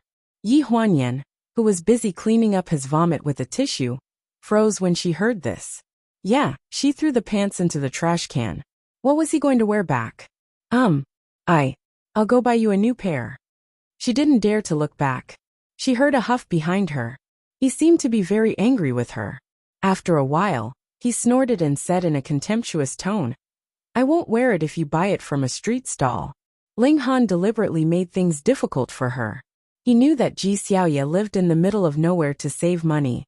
There wasn't even a security guard, let alone a large shopping mall. Even if there were security guards, there wouldn't be any shopping malls open at this time. She should be glad that she could find a street stall selling pants. Yi Huanyan closed her eyes and made up her mind. Since she had to die, she might as well deal with Ji Xiaoya first. It was already late at night by the time she pulled her out of the bathtub, dried her, and changed into her pajamas. She wiped the sweat off her forehead, went to the living room, and sat down on the chair. She had just caught her breath when she looked up and met Ling Han's eyes. "Pants." Ling Han stared at her. Yi Huanyan's face froze. She said embarrassedly, "Look, it's already past midnight. The shopping malls are closed." Ling Han's face fell. He thought for a long time and seemed to have made a big decision. He glanced at Yi Huanyan. "Forget it. Just buy one. A street stall will do." Yi Huanyan pursed her lips and thought for a few seconds. A street stall, it has to close at this time. People who set up street stalls are people too. People have to sleep. Okay, young master. Why don't you wear a towel? No one can see you at night anyway. I'll drive you home. That'll be fine. Hearing Yi Huanyan's words, Ling Han's face looked constipated. His face was so gloomy that it looked like water was about to drip out. "Yi Huanyan, have I been too nice to you lately?" The words he squeezed out were usually lethal to Yi Huanyan, but at this moment, he was sitting cross-legged on Ji Xiaoya's strawberry pink sofa like a disabled person, with a blanket over his legs. He looked inexplicably humorous. "I don't have a choice," she said bitterly. "How about I go home and get it for you?" Ling Han glanced at a certain drunkard who was tossing and turning restlessly on the bed. The fear of vomiting filled his heart, and his face darkened. No, leaving him alone in a room with this crazy woman would only make him lose his mind. This won't do, that won't do. Then what do you want? Yi Huanyan sounded quite dissatisfied. She was tired all day, and she had to clean up Ji Xiaoya's mess at night. She was almost sexually assaulted by a pervert, so she was very impatient now. It was the first time Ling Han had heard Yi Huanyan speak in such an impatient tone. His face changed instantly, and he looked at Yi Huanyan coldly. The eerie coldness in his eyes was bone-chilling. Yi Huanyan suddenly shivered. In a hurry, she bounced up from the chair and said, "I'll call Lingling and ask her to call a cab to send it over." Before Ling Han could say anything, she grabbed her phone, avoided his gaze, and plunged into the bathroom. It was the middle of the night. Whether she could call a cab was a problem, and when it would be delivered was another problem. Although she said that, she wasn't sure when the pants would be delivered. After the call, she sat on the toilet for a while, wondering if she should go out. After all, the atmosphere outside was very unfriendly, and it wasn't as comfortable as in the bathroom. Bang bang. A tall figure stood outside the frosted door of the bathroom. He sounded so dissatisfied that he almost broke the door open. "Yi Huanyan, why did you take so long to make a call?" She was stunned, then slowly stood up from the toilet and opened the bathroom door. She casually made up an excuse. Lingling was asleep. It took me a long time to get through. At this time, Ling Han had a blanket around his legs that dragged on the floor. It was the style of a long dress that dragged on the floor, but it was a little too big, so it looked very out of place. After explaining, she saw that he still didn't leave. Yi Huanyan held back her laughter and asked in a muffled voice, "Is there anything else?" "Going to the bathroom." Ling Han glanced at her. "Why? Do you want to help?" Yi Huanyan's face suddenly blushed. She hurriedly tried to pass by him. "No. It's okay. You go." The bathroom in Ji Xiaoya's house was very narrow. Ling Han stood at the door and blocked 2/3 of the bathroom.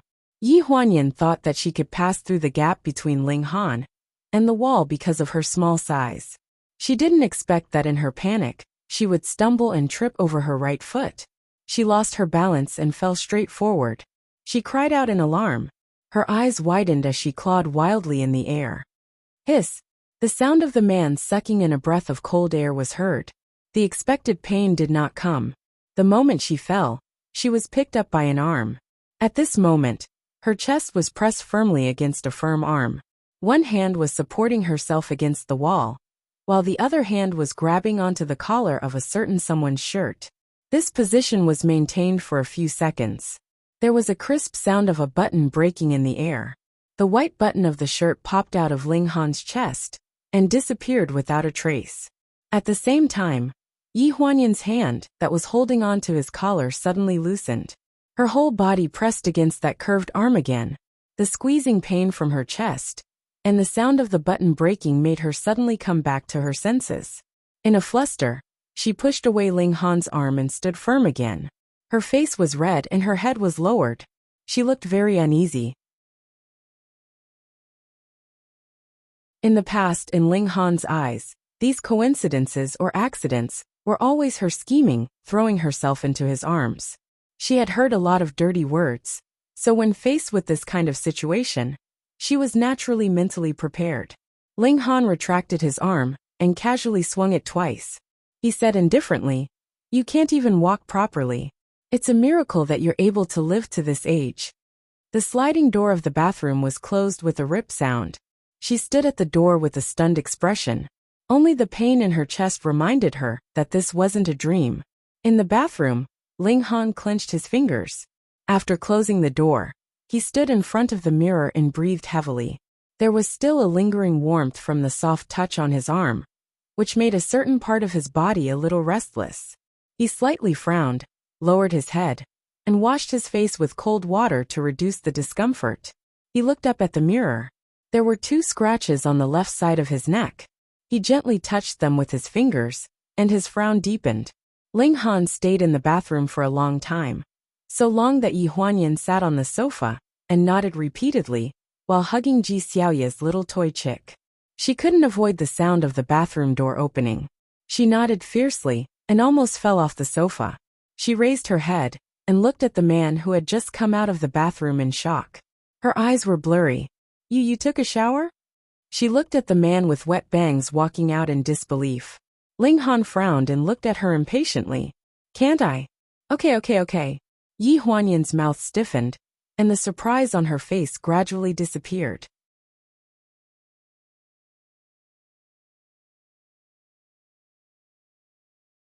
Chapter 65. Ling Han sat under the air conditioner with his wet hair, looking like he was waiting for it to dry naturally. Yi Huanyan suddenly couldn't bear it. "There should be a clean towel that hasn't been used yet. I'll go find it for you. You'll catch a cold easily." Based on Ling Han's temper, she reckoned that he had really taken a shower and did not touch any of the things inside the shower towel. After rummaging in the bathroom for a long time, Yi Huanyan finally found a pink towel and a hairdryer with a label that hadn't been torn off. Walking out of the bathroom with these two tools, Yi Huanyan suddenly felt a little warm. It's better to dry your hair. Come over here, the socket is here." She stood beside Ji Xiaoya's makeup cabinet and plugged in the hairdryer. She tested the temperature with her palms and called out to Ling Han with an unnatural expression. She had never had the chance to be so intimate with Ling Han before, and she wasn't sure if Ling Han would agree. For a moment, she was looking forward to it, but also a little nervous. After a few seconds of silence in front of the sofa, he finally moved a chair over. His black hair passed through her fingers, leaving a string of wet touch. From her angle, she could see Ling Han's hair, the bridge of his nose, and the soaked shirt on his body. After a button fell off, his wheat-colored chest was stained with fine water droplets that rose and fell slowly with his breathing. She blushed and hurriedly avoided his gaze. When the hairdryer reached the left side, she suddenly noticed the two scratches on her neck. The scratches were still very fresh, and a trace of blood was oozing out. She suddenly froze and abruptly recalled the touch of her fingers on her skin at the bathroom door just now, and the sound of him inhaling cold air. "Are you planning to burn me to death?" Ling Han's voice suddenly rang out. She was so frightened that her hand trembled, and she almost dropped the hairdryer in her hand. While she was in a daze, the hairdryer port had been pointed at the same spot for a long time. She touched her hair and felt that it was hot. Sorry. She hurriedly apologized. "I didn't do it on purpose." Ling Han's expression didn't change. He looked indifferent and said in a cold voice, "Deliberately trying to kill me with a hairdryer? Your IQ isn't that low." She pursed her lips and was momentarily at a loss for words. She could only stare blankly at the scratch marks on his neck. She felt a little apologetic. "You should be done." He raised his hand and touched his hair. He probably felt that it was about time, so he got up and unbuttoned his shirt.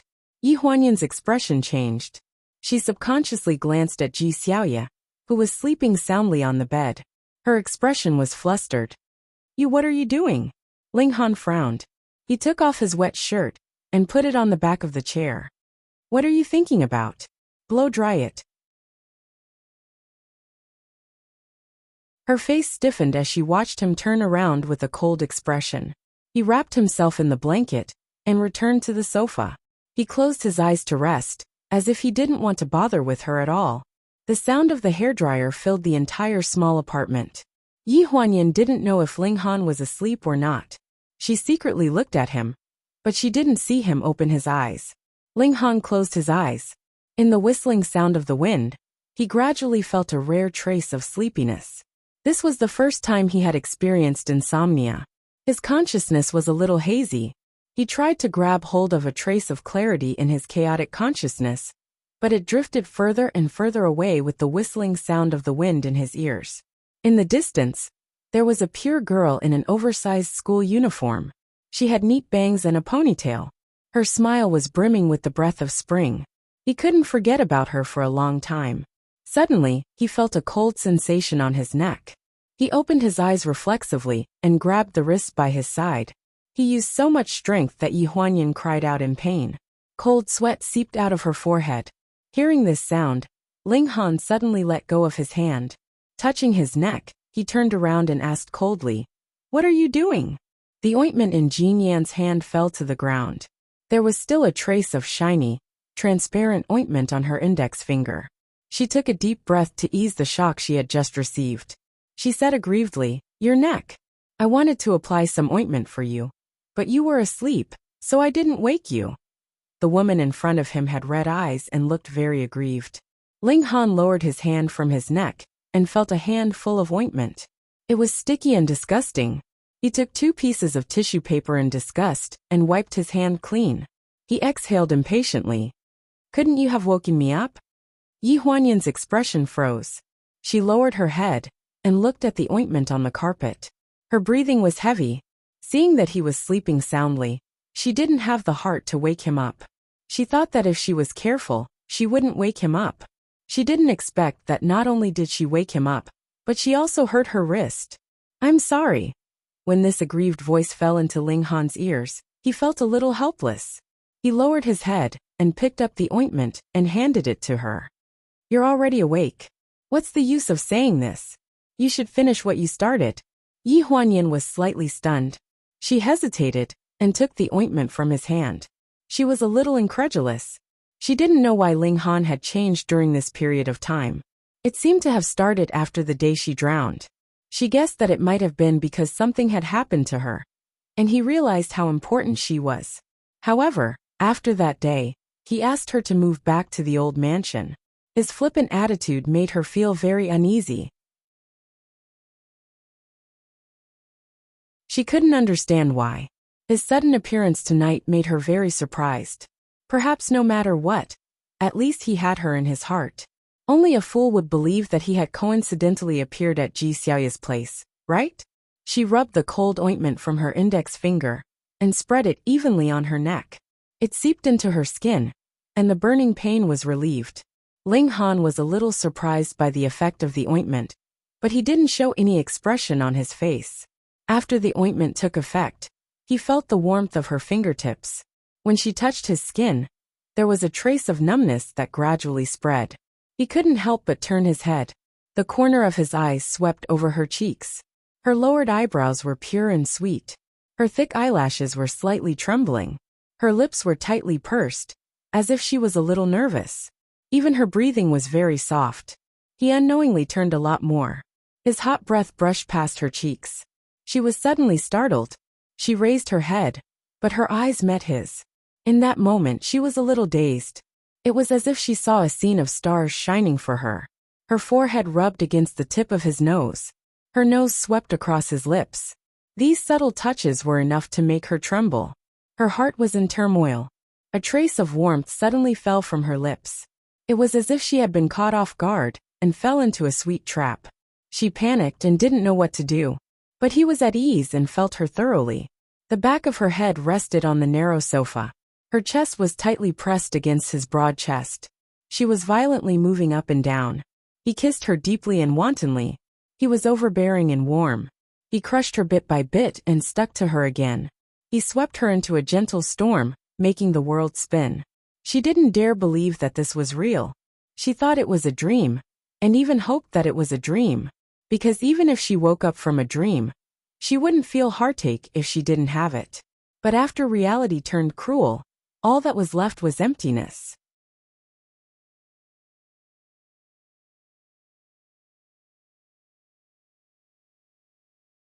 Chapter 66. A pair of hands reached under her skirt, and she couldn't help but let out a murmur. Ding dong, ding dong. The doorbell rang, and in the romantic atmosphere, it was like a heavy bomb, shattering the warmth in the room. Yi Huanyan clearly felt the hand between her legs stiffen, and then the temperature of the body around her suddenly dropped a few degrees. That face instantly returned to its usual cold expression. Ling Ling had gone through a lot of difficulties to deliver the clothes, and she was standing at the door, sweating profusely. The cold wind in November made her sweat so much, and it showed how serious she was at work. However, Yi Huanyan's expression didn't look good, and when she smiled, it was very forced.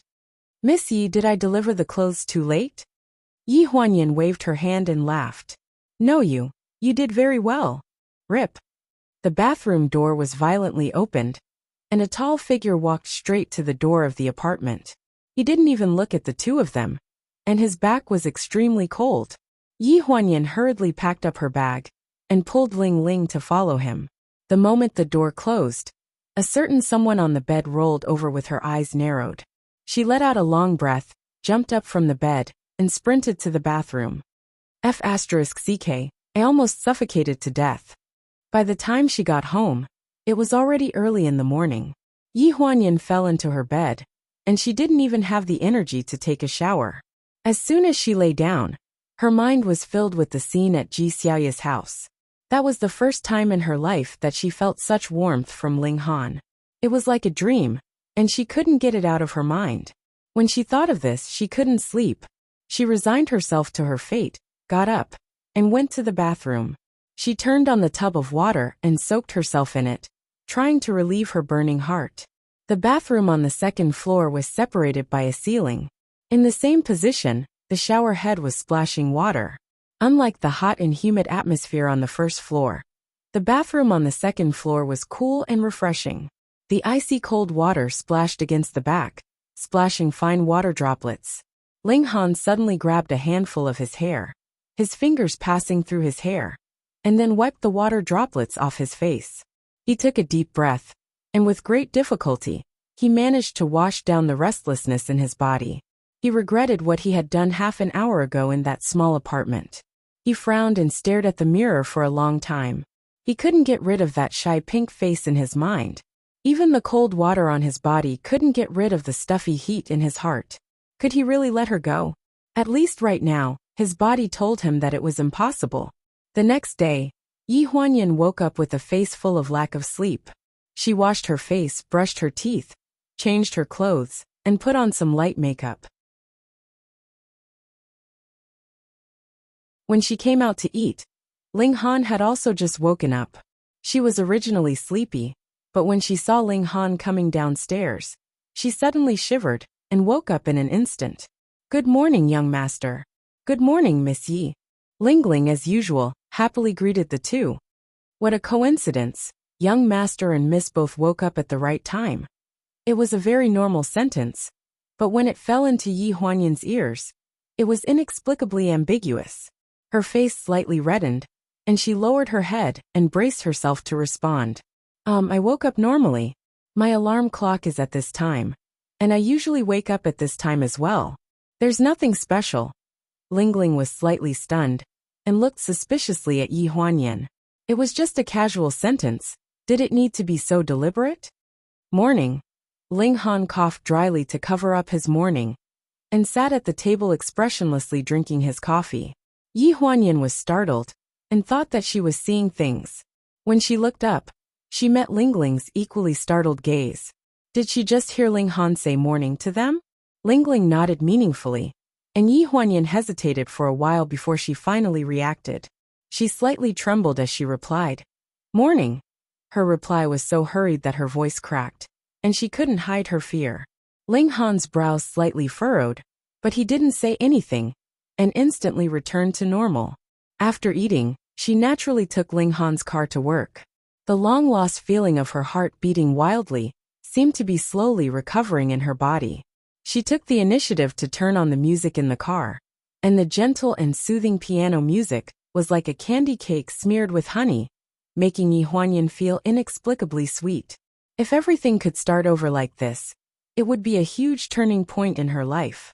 As soon as Ji Xiaoya entered the office, she felt a strong atmosphere of public display of affection. Secretary Yi, who had always advocated a strict and old-fashioned style of work, was actually playing music in the secretary's office. Ji Xiaoya held back her astonished gaze, put down her bag, and leaned against the desk with her coffee cup. She asked a woman who was humming a love song, "Did you go out and pick up money today?" Yi Huanyan blinked. "Something happier than picking up money. I feel like I'm in a good state recently, and I feel like I can fly."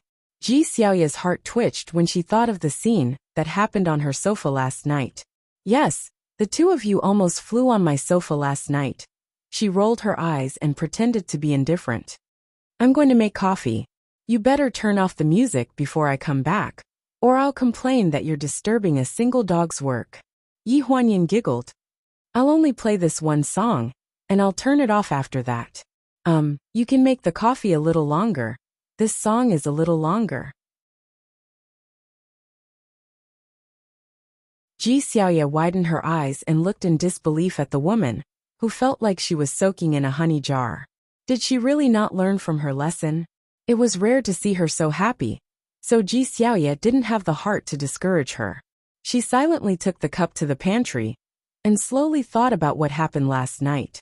She woke up in the middle of the night and felt a lot better after vomiting.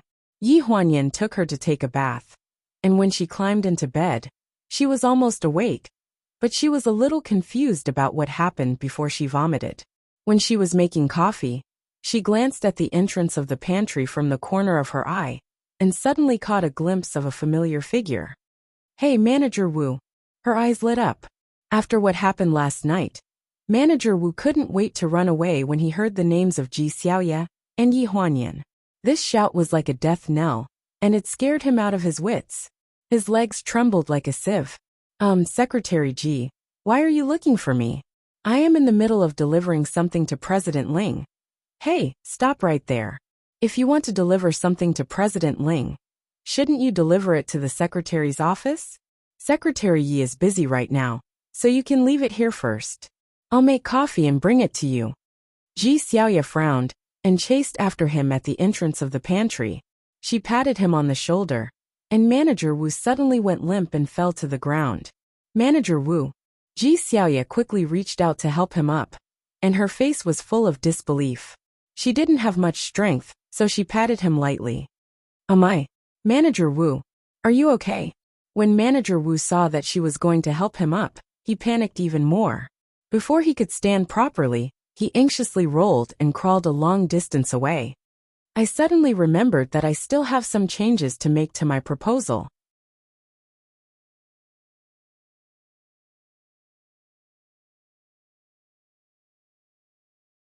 Chapter 67. Manager Wu's flustered look left Ji Xiaoya at a loss. She stood in front of the pantry for a few seconds without saying a word in surprise. When Ji Xiaoya returned to the secretary's office with a cup of coffee, Yi Huanyan had already turned off the music and started working seriously. Seeing that Ji Xiaoya was in a daze, she couldn't help but ask, "Did you see a ghost in the pantry? You didn't even have a soul when you came back." Hearing this, Ji Xiaoya came back to her senses and frowned. "I just met Manager Wu. When he saw me, it was as if he saw a ghost. Is there a ghost on my back? Let me see." Her words sent a chill down Ji Xiaoya's spine. Yi Huanyan rolled her eyes at her. "What nonsense are you talking about? Manager Wu is a scumbag. After what happened last night, he didn't run away when he saw you. How much mental fortitude does he have? I think he'll have to resign in 2 days." "Huh." Seeing that she was in a daze, Yi Huanyan had no choice but to tell her everything that happened last night at the entrance of the residential area. "I think this person has bad intentions. You should avoid interacting with people like this in the future. You won't even know if you've been tricked or taken advantage of." Following Yi Huanyan's words, her scattered memories gradually pieced together. It was as if a string had suddenly connected in her brain. Everything that happened last night came back to her. F***ck. I can't believe he's that kind of person. Ji Xiaoya slammed the coffee cup on the table, and the coffee inside splashed all over the table. She clenched her fists angrily. "No wonder he ran away when he saw me. I didn't think of it earlier. If I did, I'd tear him apart." "Calm down. Fortunately, nothing serious happened last night." Speaking of this, the anger in Ji Xiaoya's eyes eased. So last night, it was Ling Han who appeared to resolve the situation. Her fixed image of that scumbag suddenly took a 180-degree turn at this moment. For the whole morning, Ji Xiaoya compared the documents sent by her subordinates and cursed Manager Wu's ancestors. During this time, she did not stop cursing. When it was almost time for the lunch break, Yi Huanyan finally couldn't take it anymore. She slowly exhaled and said, "Xiaoyu, you should think of something better. If you curse again, are we still going to eat lunch today?" Ji Xiaoya blinked angrily. Then she thought about it. "That's right, we can't ruin our mood for lunch. But Manager Wu, that son of a bitch, I'll spit in his face when I see him in the future." Yi Huanyan sighed helplessly and got up to leave the desk. "You can take your time scolding. I'll go deliver the documents." "Wait a moment, I still have 3 completed comparisons here. Help me send them in together to President Ling. Seeing Yi Huanyan's graceful figure enter the president's office, Ji Xiaoya's gloomy expression inexplicably improved. During this period of time, she had seen the change in Ling Han's attitude towards Yi Huanyan. Did he suddenly become enlightened and want to make up for it? Or was his soul cast out of his body? In any case, this was a good sign for Yi Huanyan, and it was also a good sign for her. After all, she now had a studio with a high salary and low labor costs thanks to her best friend. She couldn't just watch her best friend suffer while she enjoyed it. In the president's office, Yi Huanyan skillfully placed a thick stack of documents in her hands on Ling Han's desk. These are a few proposals sent by the planning department, including the final revision of the company's development plan before the end of the year sent by the first planning department, as well as the amendments to the various artist management plans and the company's regulations made by the second planning department. Okay. Ling Han nodded and picked up the topmost document to flip through. Yi Huanyan stood there for a while, feeling a little uneasy. President Ling, if there's nothing else, I'll go out first. Are you busy with something? Ling Han raised his head and looked at her expressionlessly. Not at the moment. Ling Han lowered his head again, his pen circling the document as he ordered without looking up. Make a cup of coffee and sit down for a while. I'll finish reading soon.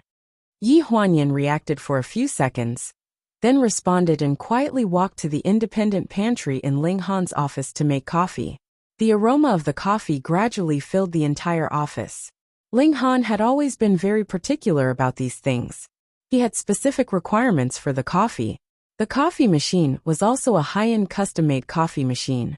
Fresh coffee beans were ground into powder in the machine, then mixed with hot water, boiled and filtered little by little, and finally dropped into the coffee cup drop by drop. President Ling coffee. Okay. Ling Han casually picked up the cup of coffee that Yi Huanyan put in his hand and tasted it. His expression changed, and he frowned at Yi Huanyan. Warm? Yi Huanyan was stunned for a few seconds. Last time you said cold coffee tastes better, so I just put some ice in it. Is it not cold enough? Ling Han was speechless. He looked at the cup of cold coffee in his hand and felt very conflicted. He coughed dryly, put the cup of coffee aside, and asked casually, has the company started preparing for the year-end holiday for artists and employees? Yi Huanyan's but had just touched the sofa when she heard him speak, so she jumped up from the sofa. Ling Han frowned and glanced at her. He looked a little unhappy. Why are you so surprised? Sit down. Yi Huanyan could only sit down silently. She organized her words and replied seriously. The planning department hasn't informed us yet. The company has a lot of activities this year, and the artists have a lot of work to do. More than 10% of the artists have their work scheduled until the end of next year. I'm afraid it will be a little difficult to have a year-end holiday like before. After all, some of the contracts have already been signed, so it's not good to change it at the last minute. When Pleasure Group was first established, it had the benefit of taking all the company's employees on a holiday before December. However, after Ling Han took over the company's artists developed and became more popular. Most of the A-listers did not have the time to participate in activities. The most obvious was the trip to Tahiti in December of the previous year. Except for a few A-listers who just happened to have time, the rest of the A-listers in the company were all invisible and newcomers. Ling Han frowned. He was a little unhappy when he thought of the situation a year ago. This was a tradition of Pleasure. When it was first established, it was to let the artists and the company's employees get to know each other. This way, they could work together in front of the stage and behind the scenes. Although it had developed into a face-saving project, it was still Pleasure's corporate culture. It was also a good opportunity to attract attention. It will be held as usual this year. Check the itinerary.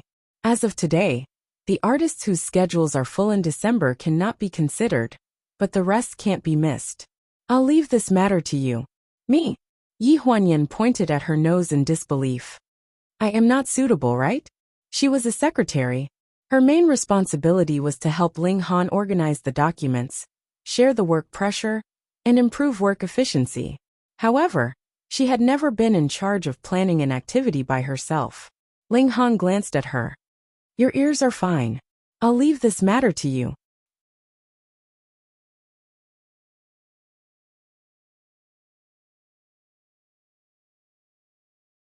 Chapter 68. Yi Huanyan walked out of the CEO's office with a blank look on her face. She hugged a stack of documents and sat down on her chair sighing. Ji Xiaoya was going crazy because of the data. Seeing her come back, she quickly waved her hand. Come and help me see how the data is converted in the data sheet.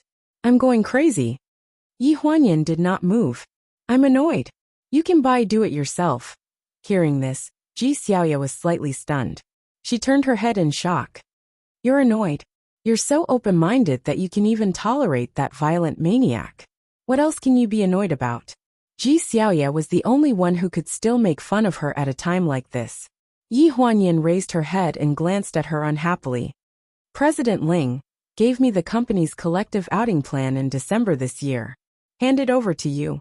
Ji Xiaoya exclaimed. Her voice suddenly rose an octave. Isn't this the planning department's job? Yes, he handed the planning department's job to me. It seems that he was not satisfied with the planning department's activities last year. A few well-known artists in the company did not participate, and the small artists did not participate much either. Only the company's employees had a good time. Yi Huanyan sighed helplessly.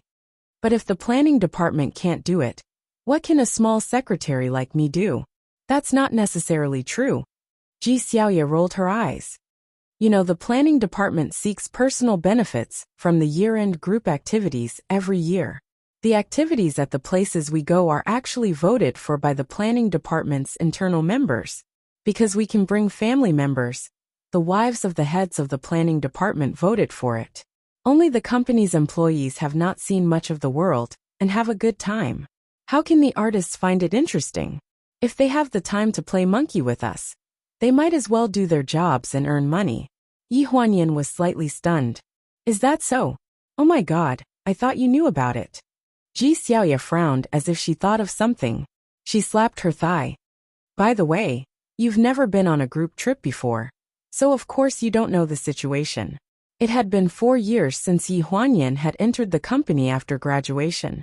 2 years ago, when Ling Dongming and Jiang Milan were still alive, the people in the company did not know about her identity as the eldest daughter of the company. She was also happy to keep it a secret. It was very rare for the whole family to appear at the same time. During those 2 years, she did not go on the company's group trip. She carried her bag alone and went on a trip with 3 to 5 good friends. At the end of the year before last, Ling Dongming and Jiang Milan passed away unexpectedly. That year, the group trip was cancelled, and the company made internal adjustments. After that, she rested at home for more than half a year. She only returned to work in the company at the beginning of spring this year. Yi Huanyan looked helpless. I think this mission is very difficult to complete. I really don't know what he's thinking. What if he screws it up? Seeing that she was in a dilemma, Ji Xiaoya didn't feel anything. Instead, she patted her shoulder encouragingly. I think that President Ling is giving you a good opportunity to make a contribution. This will also help you establish your image in the company. A perfect secretary has to be able to be both civil and military. She's an all-rounder who can take over the work of any department at any time. I believe that you can do it. Ji Xiaoya's words were not without basis. Ever since Yi Huanyan graduated and started working at Pleasure, she had come into contact with all kinds of documents from all the departments in the company. From the Human Resources Department to the Management and Planning Department to the Finance Department, and even the Advertising Department, she had dabbled in them all. Sometimes she could point out problems in their documents that were more professional than the people in their own department. She had never been a pampered young mistress. Jiang Milan had never planned to nurture her to the point where she only knew how to stretch out her hand for clothes and open her mouth for food. It was such a difficult position. She learned as she worked and survived. Ji Xiaoya's encouragement gave her hope. She suddenly felt that perhaps it was just as she said. This was a chance that Ling Han was giving her to perform. During the lunch break, It's about time. Let's go eat. Yi Huanyan closed her laptop, took the meal card of the company's internal canteen, packed her things and prepared to leave. The phone on the table suddenly rang. It was an internal call. Ji Xiaoya had a long face and looked like she was unwilling to answer the phone. Looking for me? Okay. I'm coming. After hanging up the phone, Ji Xiaoya stuffed her meal card into Yi Huanyan's hand. Help me get a serving of red braised pork.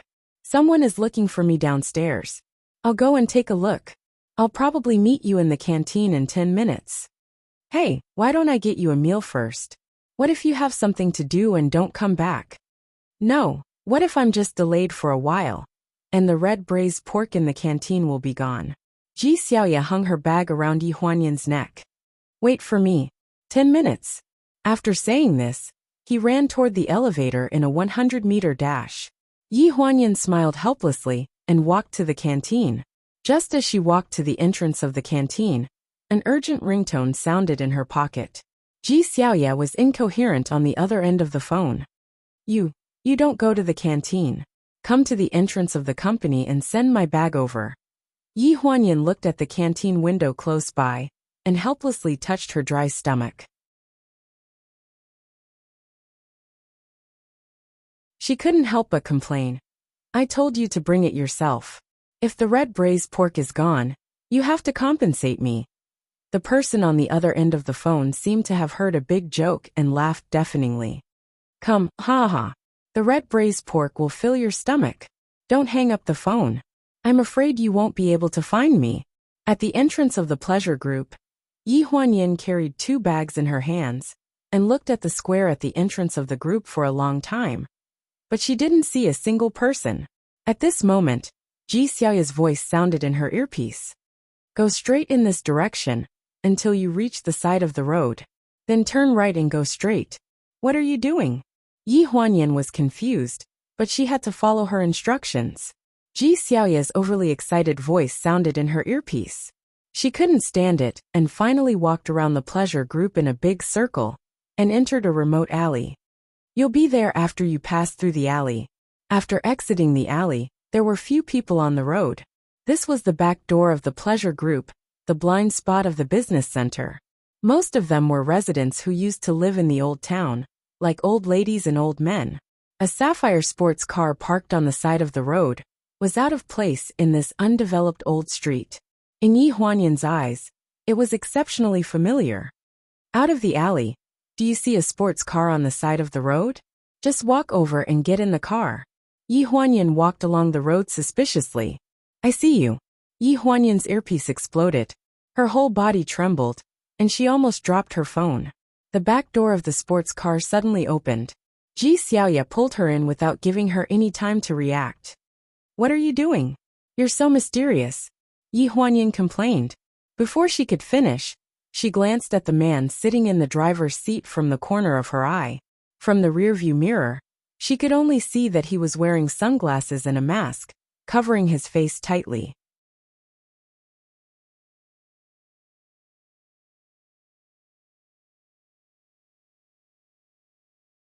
Chapter 69.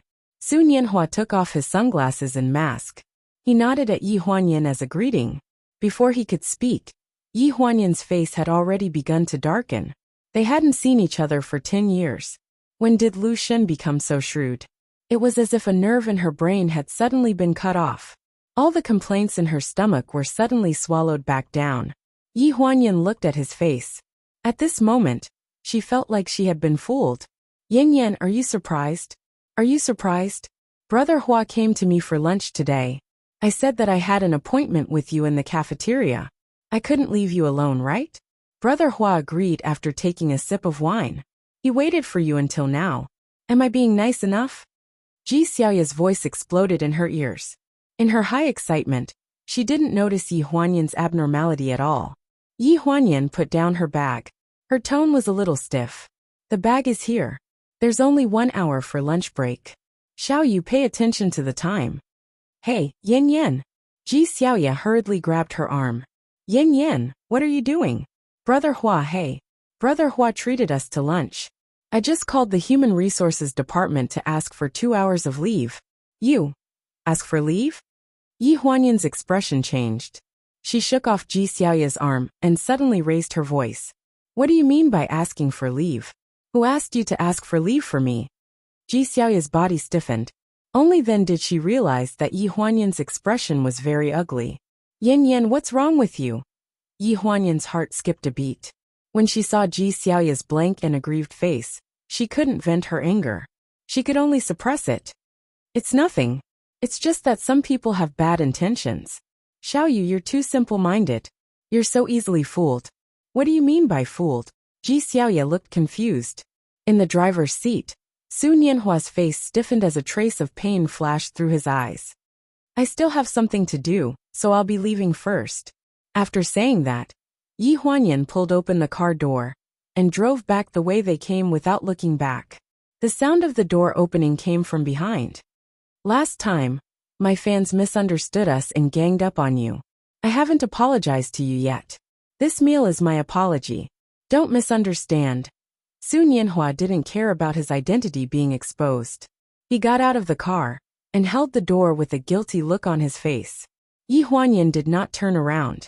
His voice was cold and calm. Apologize? You've been using my best friend for so long, and only you know the purpose of treating me to this meal. I'm also considered to be in this industry.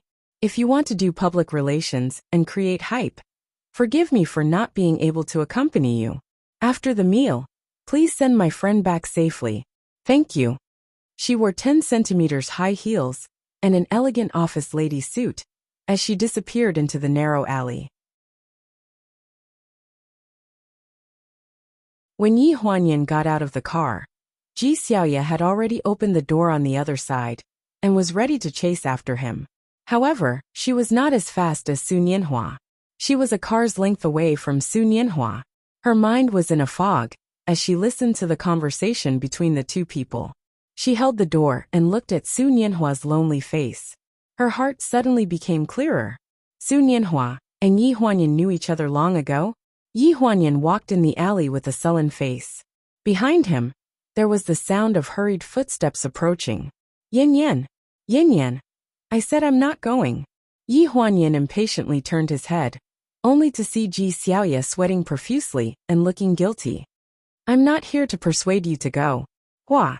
Su Nianhua has already left. I was wrong. Are you still angry? Ji Xiaoya lowered her head like a frosted eggplant. Yi Huanyan frowned. Looking at her like this, he couldn't get angry no matter how big he was. Forget it. Just this once. As soon as his voice fell, another hand wrapped around his arm. Ji Xiaoya's face changed faster than the weather, which made him speechless. Then can you tell me when you and Brother Hua met? Yi Huanyan's face darkened. He disdainfully pushed away her perverted hand. No. Just tell me. You see, I gave up a good opportunity to have lunch with my idol to chase you. It's considered atonement, okay? What kind of atonement are you talking about? You made me walk for so long in vain. I didn't even get to eat. I'll treat you to a meal, okay? No, I'm not in the mood now. Because of Brother Hua? Because you're too stupid. You're too easily deceived. It's not bad to be deceived by a handsome guy. And I have nothing. What can Brother Hua deceive me? Yi Huanyan was walking to the entrance of the group building. Hearing this, she stopped and rolled her eyes. Ji Xiaoya. Seeing her like a tiger looking at its prey, Ji Xiaoya hurriedly raised her hands to surrender. Okay, I know. Although you deceived me, you didn't suffer any losses, right? Facing Ji Xiaoya's calm admission and unrepentance, Yi Huanyan was helpless.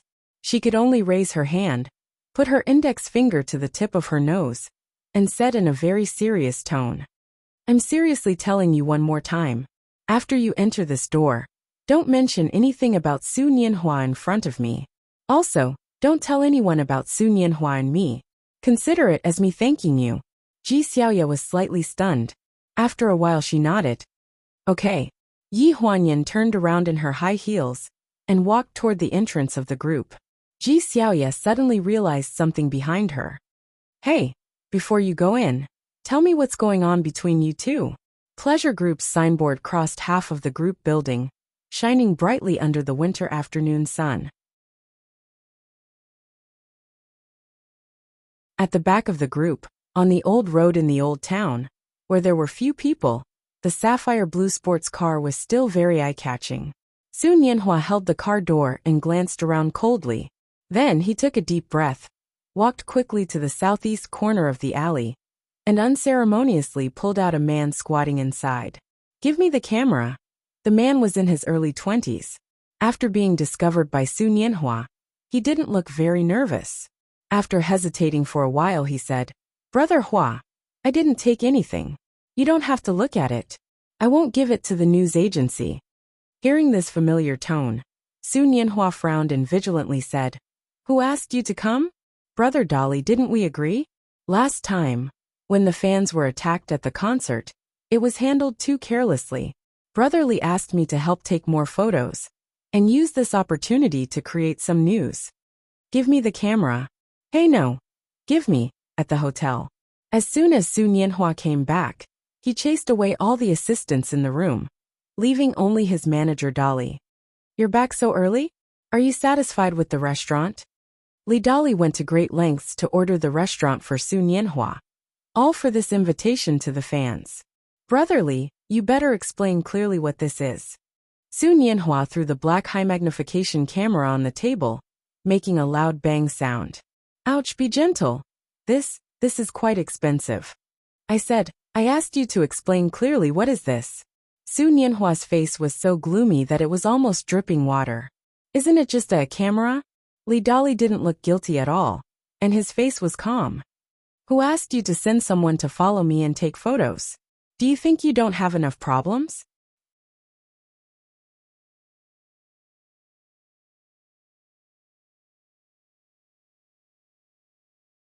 Chapter 70.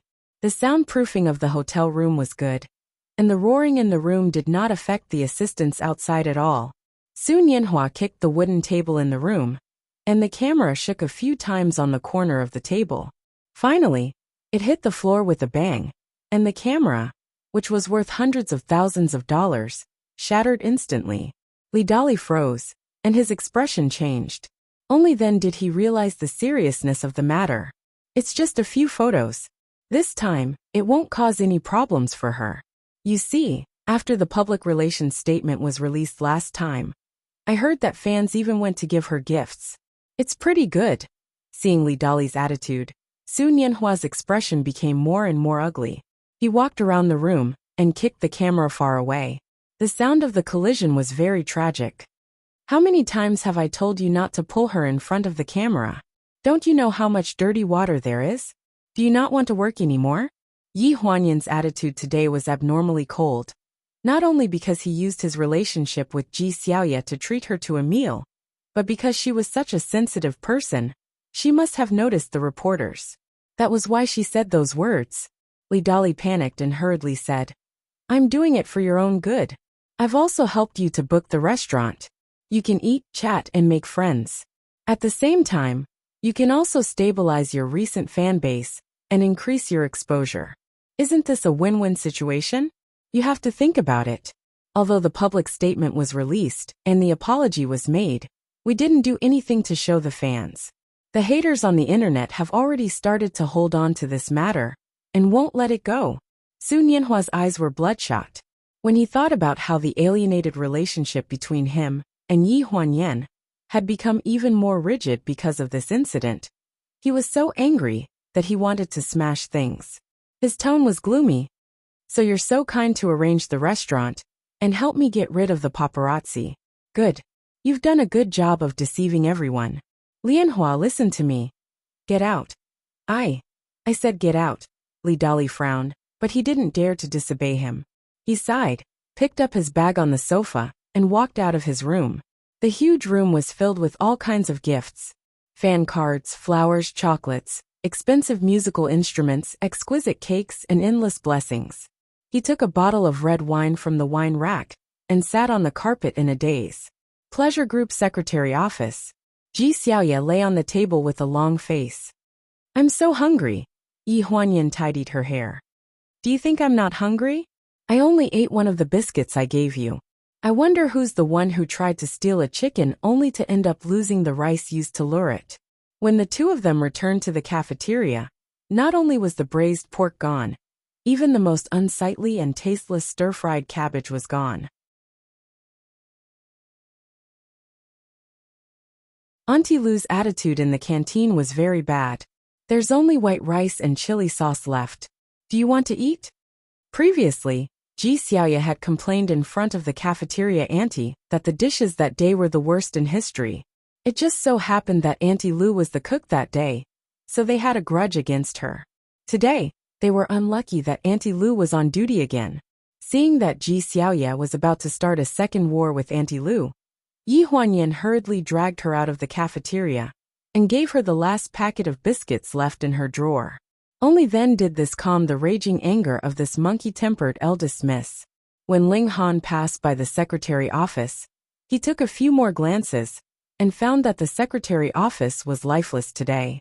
He didn't hear Ji Xiaoya's chattering. One of them was lying on the table and sighing, while the other was dozing off in front of her laptop. Xiao Mu was about to speak when Ling Han raised his hand to stop her. They entered the president's office one after another. What's wrong with the two of them in the secretary office? Are they not in good condition? Ling Han unbuttoned his suit and sat down. Rumors spread like wildfire in the company. Xiao Mu had always been astute, so she smiled when she heard this. I heard that Secretary Ji and Secretary Yi went to the cafeteria late today. They also met Auntie Lou, who quarreled with Secretary Ji before on duty, so the two of them didn't eat. Ling Han's face darkened. What Auntie Lou? Who gave her the right to not feed the company's employees? Who hired this kind of person? Xiao Mu hurriedly explained. It's like this.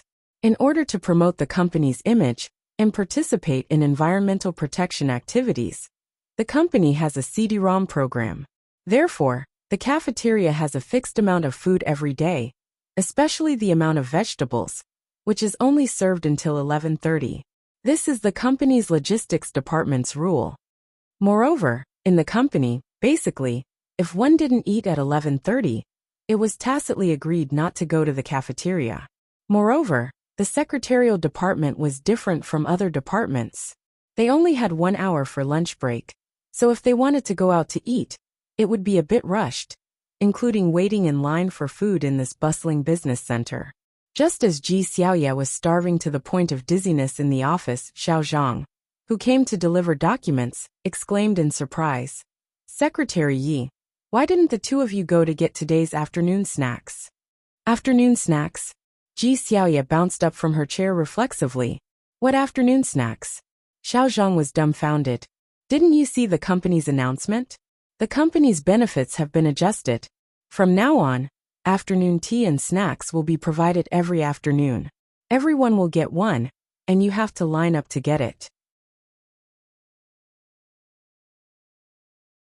Seeing that the two of them were at a loss, Xiao Zhang said helplessly, No wonder everyone on your floor was staring at me when I came out of the elevator. You probably thought that I came to deliver something, so the secretarial department has to send a representative to your floor to get it. Yi Huanyan's hand paused in the middle of flipping through the documents, and she asked in confusion, Who made the announcement? Why is it so sudden? I didn't see the company's logistics department give this suggestion before. Assistant Xiao made the announcement. You saw it when you opened the company's homepage. You probably didn't notice it because you were busy. On the side, Ji Xiaoya had already swiftly browsed through the announcement and sprinted toward the elevator. Rain after a long drought. It was practically a divine soldier descending from the heavens. Xiao Mu sat in front of his desk and roughly browsed through the comments below the announcement he just made. They were all flattering words praising his boss, so he smiled helplessly. Ling Han had never been someone who advocated for the company's comfortable work. He felt that a harsh environment could temper people, and everything that was enjoyed during working hours was a waste of time and life. When Ling Han was still around, there was originally the benefit of afternoon tea. However, when Ling Han took over, the company adjusted and directly banned it. He was a rational businessman. Since his employees received his salary, then their working hours completely belonged to the company, and they should not have any thoughts of enjoying themselves. However, when he suddenly proposed to restore afternoon tea benefits today, Xiaomu felt for a moment that the trace of sensibility that other people could not find in him from head to toe was perhaps all used on that woman.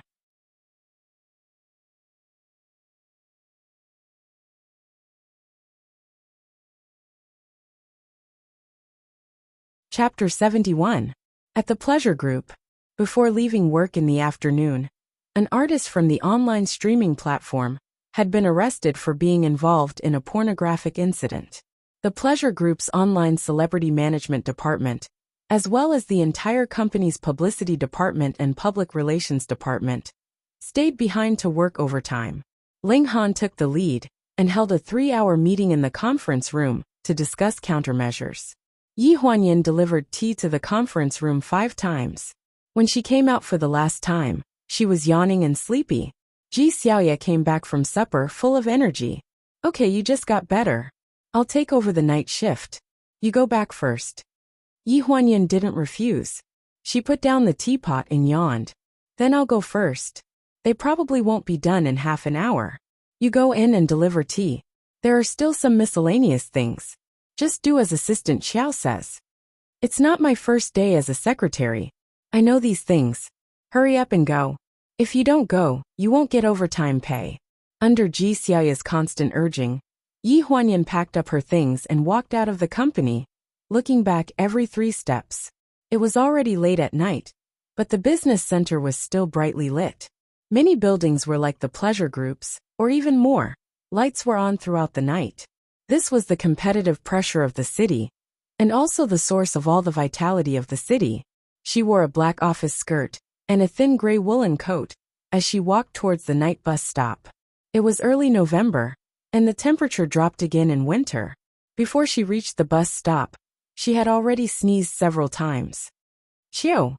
When she sneezed for the 6th time, a low-key white business van slowly stopped beside her. Yi Huanyan was slightly stunned and subconsciously moved to the side of the road. A man in a blue casual suit walked out of the car. He had an earring on his right ear, which made him look slightly feminine. He walked straight towards Yi Huanyan. Miss Yi, right? Do you have time now? I want to talk to you. Yi Huanyan was slightly stunned. She looked at the familiar face and asked in confusion, Do I know you? The man stood straight and smiled politely. I am Su Nianhua's manager. You can call me brotherly. Upon hearing the name Su Nianhua, Yi Huanyan frowned and spoke in an unfriendly tone. What do you want now? Don't misunderstand. I was just thinking of finding a chance to explain to you what happened this afternoon. I won't take up too much of your time, just 10 minutes. Seeing Yi Huanyan's cold expression, Li Dali pursed his lips and extended 5 fingers. How about 5 minutes? We'll talk in the car, and we'll send you back while we're at it. Yi Huanyan glanced at the SUV, a trace of impatience appearing between her brows. He's also in the car. Li Dali's expression was a little strange.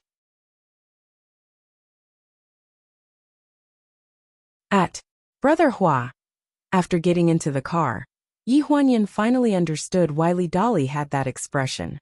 The spacious nanny van was filled with the strong smell of alcohol. Su Nianhua was lying in the back seat unconscious. Beside him was an 4 drip hanging on a hanger.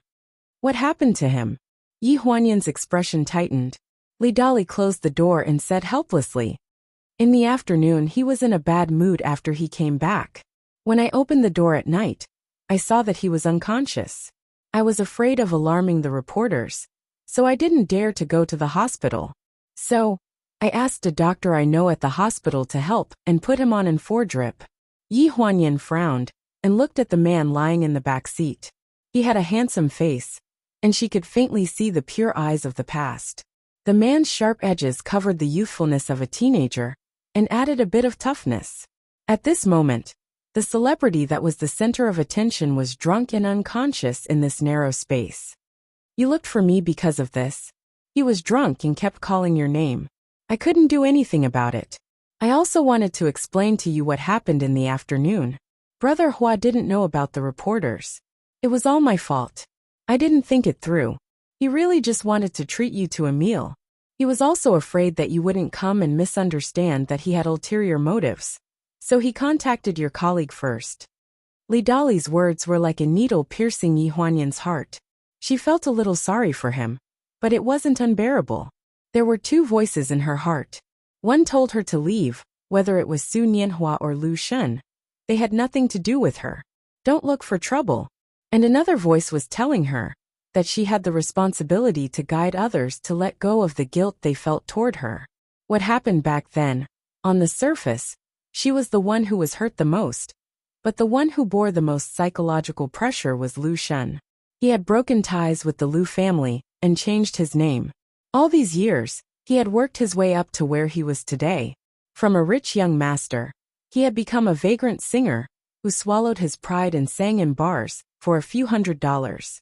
If it wasn't for her, his life would have been smooth sailing. Miss Yi, look, I've explained everything. If you still don't believe me, I can call the reporters who followed you this afternoon to confront you. No need. Yi Huanyan's gaze fell on Su Nianhua's face. When he wakes up, if he's free, ask him to give me a call. I'll find time to explain to him what he wants to talk about. Li Dali's face lit up. Okay. I'll send you back now. Yi Huanyan was about to refuse when she suddenly remembered the time. The waiting time for the night bus was too long, so she didn't refuse. The journey wasn't long. Yi Huanyan sat beside Su Nianhua and heard him mumble something.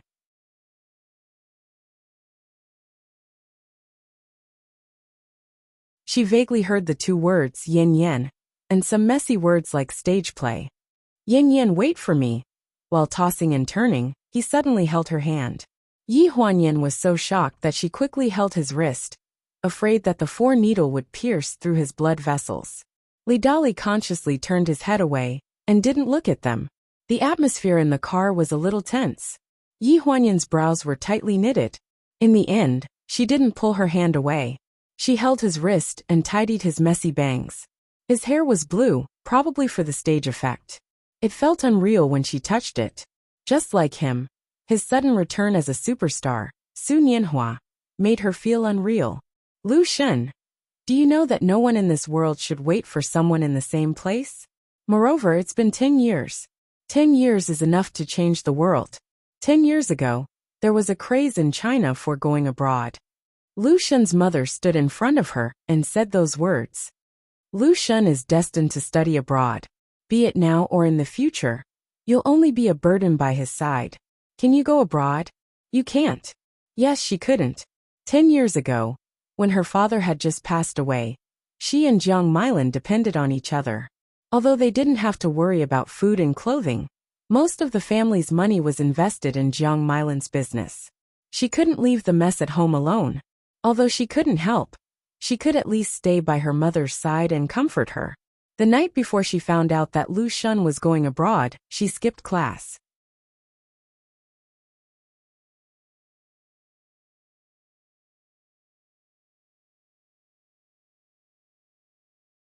Chapter 72. She skipped a day of class and did nothing. She took out all the pocket money she had saved and hugged the pile of change until the sky turned dark. When Jiang Milan came back, she hugged her in her arms. Her heart ached for her. Yin Yin, don't cry. I've thought about you going abroad. I still have some savings and I know a nice uncle. I'll ask him for help. Everyone in school knew about her relationship with Lu Shen. When the news reached the Lu family, Lu Shen's mother even asked to meet Jiang Milan. Jiang Milan could see the obstacles between the two children at a glance. Yi Huanyan raised her head from Jiang Milan's arms. She looked at her mother with teary eyes. Her mother had obviously become more haggard after working so hard for the past 2 days. She wiped her tears, but her voice was still choked with sobs. Mom, I don't want to go abroad. I just promised Lu Shen to buy him a birthday present. I'm still $10 short. Just give me next month's pocket money in advance. Later on, she would occasionally think that if her father had not passed away, and if her family had always been well off, perhaps she would have gone abroad with Lu Shen. But as she grew older, such thoughts became fewer and fewer. At her current age and experience, looking at the relationship from 10 years ago, she actually somewhat agreed with Lu Shen's mother's point of view. At least at that time, she was not suitable for Lu Shen. When she got out of the car, Yi Huanyan pulled her hand out of Su Nianhua's and turned to Li Dali. When he wakes up, tell him that we have to look forward. I wasn't in as much pain as he thought back then. Tell him not to feel guilty towards me. Ling family villa. Yi Huanyan took off her coat and hung it on the rack at the entrance. She changed into slippers and went straight into the house. She alarmed Ling Ling. She opened the door and came out of her room. She was busy preparing supper for her. Don't bother. I've eaten at the office. You should rest early. It's okay. Young master needs to eat when he comes back. How about this? Miss Yi, you take a shower first. I'll cook first. I'll call you when I'm done. Ling Ling was the only servant left in the house, and Ling Han didn't seem to have any intention of hiring other servants. This made her feel a lot more relaxed. In such a big house, there weren't so many people with ulterior motives, and it actually felt a little warm. An hour later, Ling Han returned home. As soon as he entered the house, he smelled a faint smell of alcohol. He frowned. What's that smell? A cold voice sounded in the living room. Ling Ling had just come out of the kitchen and was wiping her hands on her apron when she heard the noise. She sniffed and was slightly stunned. It's the smell of fermented wine. I made some fermented rice balls for supper tonight. Young master, do you want some? Ling Han nodded. His eyes fell on the gray woolen coat on the hanger at the entrance, and he frowned slightly. Yi Huanyan had just come out of the shower. Her wet hair was draped over her shoulders, and the towel on her shoulders was dripping. When she saw Ling Han, she stopped in her tracks. You're back. Ling Han retracted his gaze from the coat and glanced at her with a frown. If you stand there for a while, the floor will be wet. Who taught her to have such a bad habit of not drying her hair after showering? No wonder colds were common. Yi Huanyan was stunned for a moment. She hurriedly pulled down the towel around her neck and returned to her room while wiping her hair. I'll go dry it. 10 minutes later, Yi Huanyan returned to the dining table with a head of soft hair. Her hair was obviously much smoother after being dried. Without her makeup, she looked younger than usual, and her clear eyes made people feel that she was exceptionally pure. Ling Han lowered his head to eat his supper. In the time it took for him to raise his head to look at her, he saw her holding the spoon and quickly finishing the bowl of fermented glutinous rice balls. No one's fighting with you. You're eating so fast. Do you have something to do tonight? Cough cough. When she heard him speak, Yi Huanyan hurriedly swallowed the food in her mouth. In a moment of carelessness, she choked again and couldn't stop coughing. Ling Han sneered as if he had expected this. He picked up the glass of water beside him and handed it to her. You eat so fast. It's normal for you to choke. Yi Huanyan was busy drinking water. Her heart was in turmoil. If you hadn't scared me, would I have choked? Yi Huanyan drank water and continued to cough. Ling Han couldn't stand it anymore and patted her back. This gentle gesture made Yi Huanyan feel flattered. Her face stiffened as she put down the glass of water. After a long silence, she couldn't help burping. A hint of surprise flashed across Ling Han's face. He retracted his hand and examined her without saying a word. She felt a little guilty and lowered her head. Actually, burping is very normal. It's just like breathing. If you're alive, you have to breathe or eat. When you're full, you burp. Twisted logic. A hint of contempt flashed across Ling Han's face. He looked like he couldn't be bothered with her. Have you settled the matter with the company's artists? In order to break the awkwardness, Yi Huanyan tried to find a topic to talk about. Ling Han nodded slightly. Yes, it's settled. What did you do? The company sent someone to bail her out and then fire her. Simple and clear. This was Ling Han's style of doing things. Live streaming was a popular way to become famous recently. Pleasure Group was also promoting it. However, the management of the live streaming platform was online management after all. The company couldn't reach that far to determine whether the artist's own behavior was up to standard. Therefore, it was easy for something like this to happen. When the planning department submitted the plan to cultivate the live streaming internet influencer, we already asked them to control the scale of the live streaming platform. However, this incident couldn't be avoided. New artists want to make a name for themselves, and there are always people who want to test the waters. Therefore, we can only make an example out of them. When it came to work, Ling Han's attitude was a little serious. If we fire them directly and compensate them for the breach of contract, won't it affect the enthusiasm of the live streaming artists? It was considered in the meeting. The management of live streaming artists needs to be adjusted. This matter has been sent to the various departments. You probably haven't seen it yet. Wake up early tomorrow morning. You'll go on a business trip with me to the branch office. Business trip? Yi Huanyan stared at him. She just wanted to ease the atmosphere. So she casually mentioned what happened today. Why did she get herself a business trip? No one informed me. Ling Han glanced at her and looked a little impatient. I'm officially informing you now. You'll go on a business trip with me to Shanghai tomorrow. The reorganization of live streaming artists is not that simple. The branch office is just at the beginning stage. You'll be in contact with more management in this area in the future. It's necessary for you to familiarize yourself with their work in advance. Yi Huanyan swallowed. She originally wanted to ask why she had to familiarize herself with the work, but when she met his eyes that didn't allow anyone to refute, she decided to retreat. Forget it. Wasn't it just a business trip? It wasn't a big deal. It wasn't like she hadn't been there before. It was just that going on a business trip with Ling Han, in her impression, was not an easy job. Which time wasn't she tortured to the brink of death at night, and still had to work energetically with him during the day? How long had it been? Could it be the calm before the storm?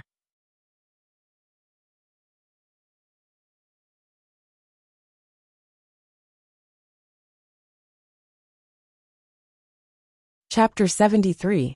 The next morning, Yi Huanyan set off with Ling Han. Assistant Xiao isn't going? Yi Huanyan stood at the entrance of the garage and watched Lingling put the suitcases into the trunk, but she did not see Xiao Mu. Xiao Mu usually drove when he had to drive on short trips.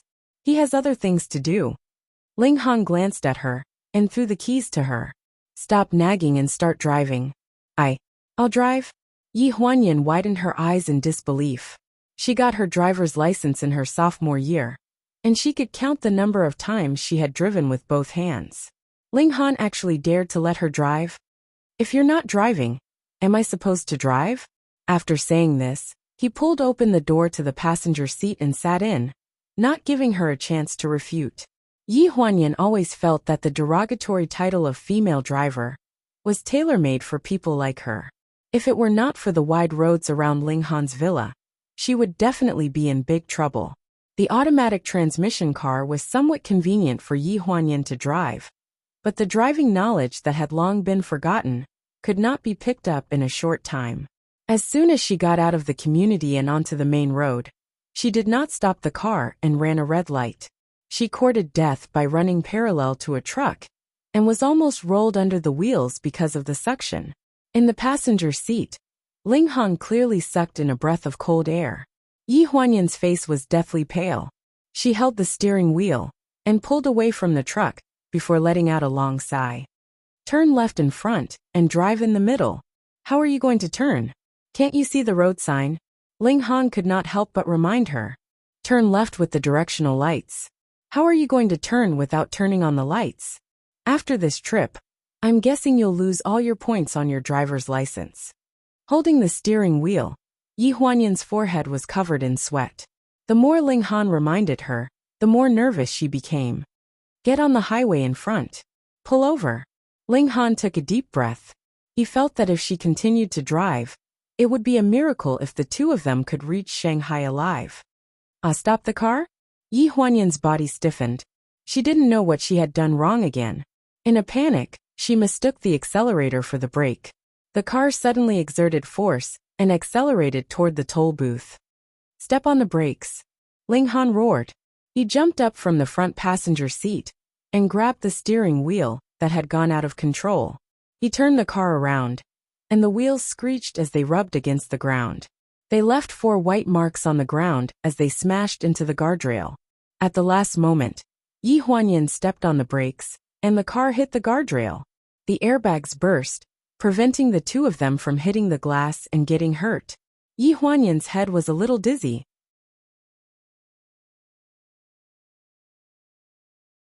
In a daze, she felt that she was being pressed under someone's body. Her arms were numb from the pressure. She raised her head and met a pair of dark eyes.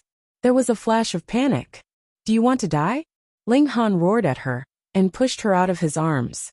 His face was ashen. The traffic police on duty rushed over to ask about the situation. A limited edition Maybach had crashed into the guardrail. The entire front part of the car was in a terrible state.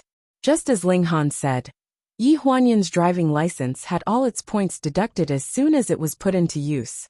After getting out of the car, the traffic police did some simple questioning. After issuing a ticket, they helped call for a tow truck. I called the 4S shop.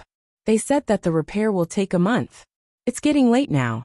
We have a meeting in Shanghai at 2 in the afternoon, so we don't have time to go back and get a new car. So, Ling Han stood to the side and looked at his beloved car being ruined. His face suddenly turned cold. "Don't tell me you want me to think of a solution, Secretary Yi? Well, Shanghai is too far away. Taxis don't want to go there. Also, there aren't any taxis here. So I think the fastest way is to take a long-distance bus. We can get there in 2 hours." Ling Han's face slightly darkened. I asked the police. The nearest bus station is only 10 minutes away. The bus from Lanjiang to Shanghai runs every 20 minutes. It's a continuous bus. It's very fast, so we don't have to wait too long. Seeing Ling Han's gloomy expression, Yi Huanyan's face stiffened. Her voice became softer and softer. "The environment on the bus is actually not that bad. It's just a little cramped. It's not very spacious, and it's not very breathable." 15 minutes later, Yi Huanyan was holding 2 long-distance bus tickets in her hand. She pushed 2 small suitcases and accompanied Ling Han to the gate to wait for the tickets to be checked. There were many people at the bus station, so there were all kinds of smells. Yi Huanyan carefully observed Ling Han's expression. It really felt like the night before the storm. When they got on the bus, some aunties and mothers-in-law were carrying bags of local specialties. They shouted in Lanjiang City's dialect, "Excuse me, Miss Ha, excuse me," as they shouted and squeezed in, as if their seats would be taken away. Yi Huanyan was afraid that the vegetables, leaves, bacon, and fruits in the baskets in the aunties and mothers-in-law's hands would rub against Ling Han's expensive suit. Her whole body tensed up. Like a chicken protecting its food, she opened her arms and blocked Ling Han behind her. She swayed like a roly-poly doll in her 12-centimeter high heels. Ling Han was half a head taller than her. He stood behind her awkwardly and smiled at the aunties and mothers-in-law passing by. He then pulled her back and impatiently pushed her to the window seat. "Sit down."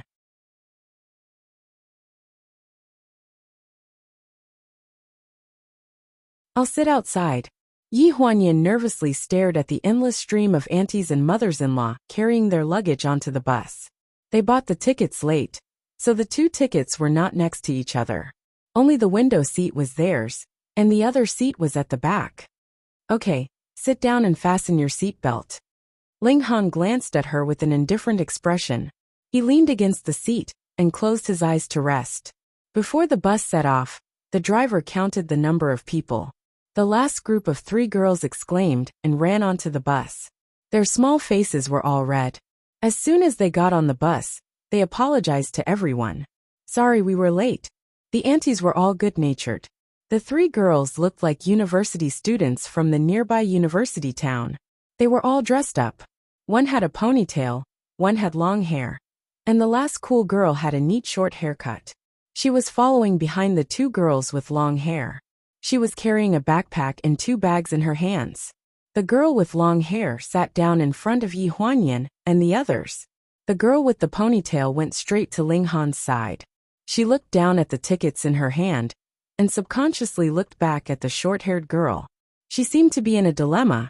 The short-haired girl was stuffing her backpack into the glove compartment above her head. When she saw this, she frowned and put down her bag. "Sir, are you sitting in the wrong seat?"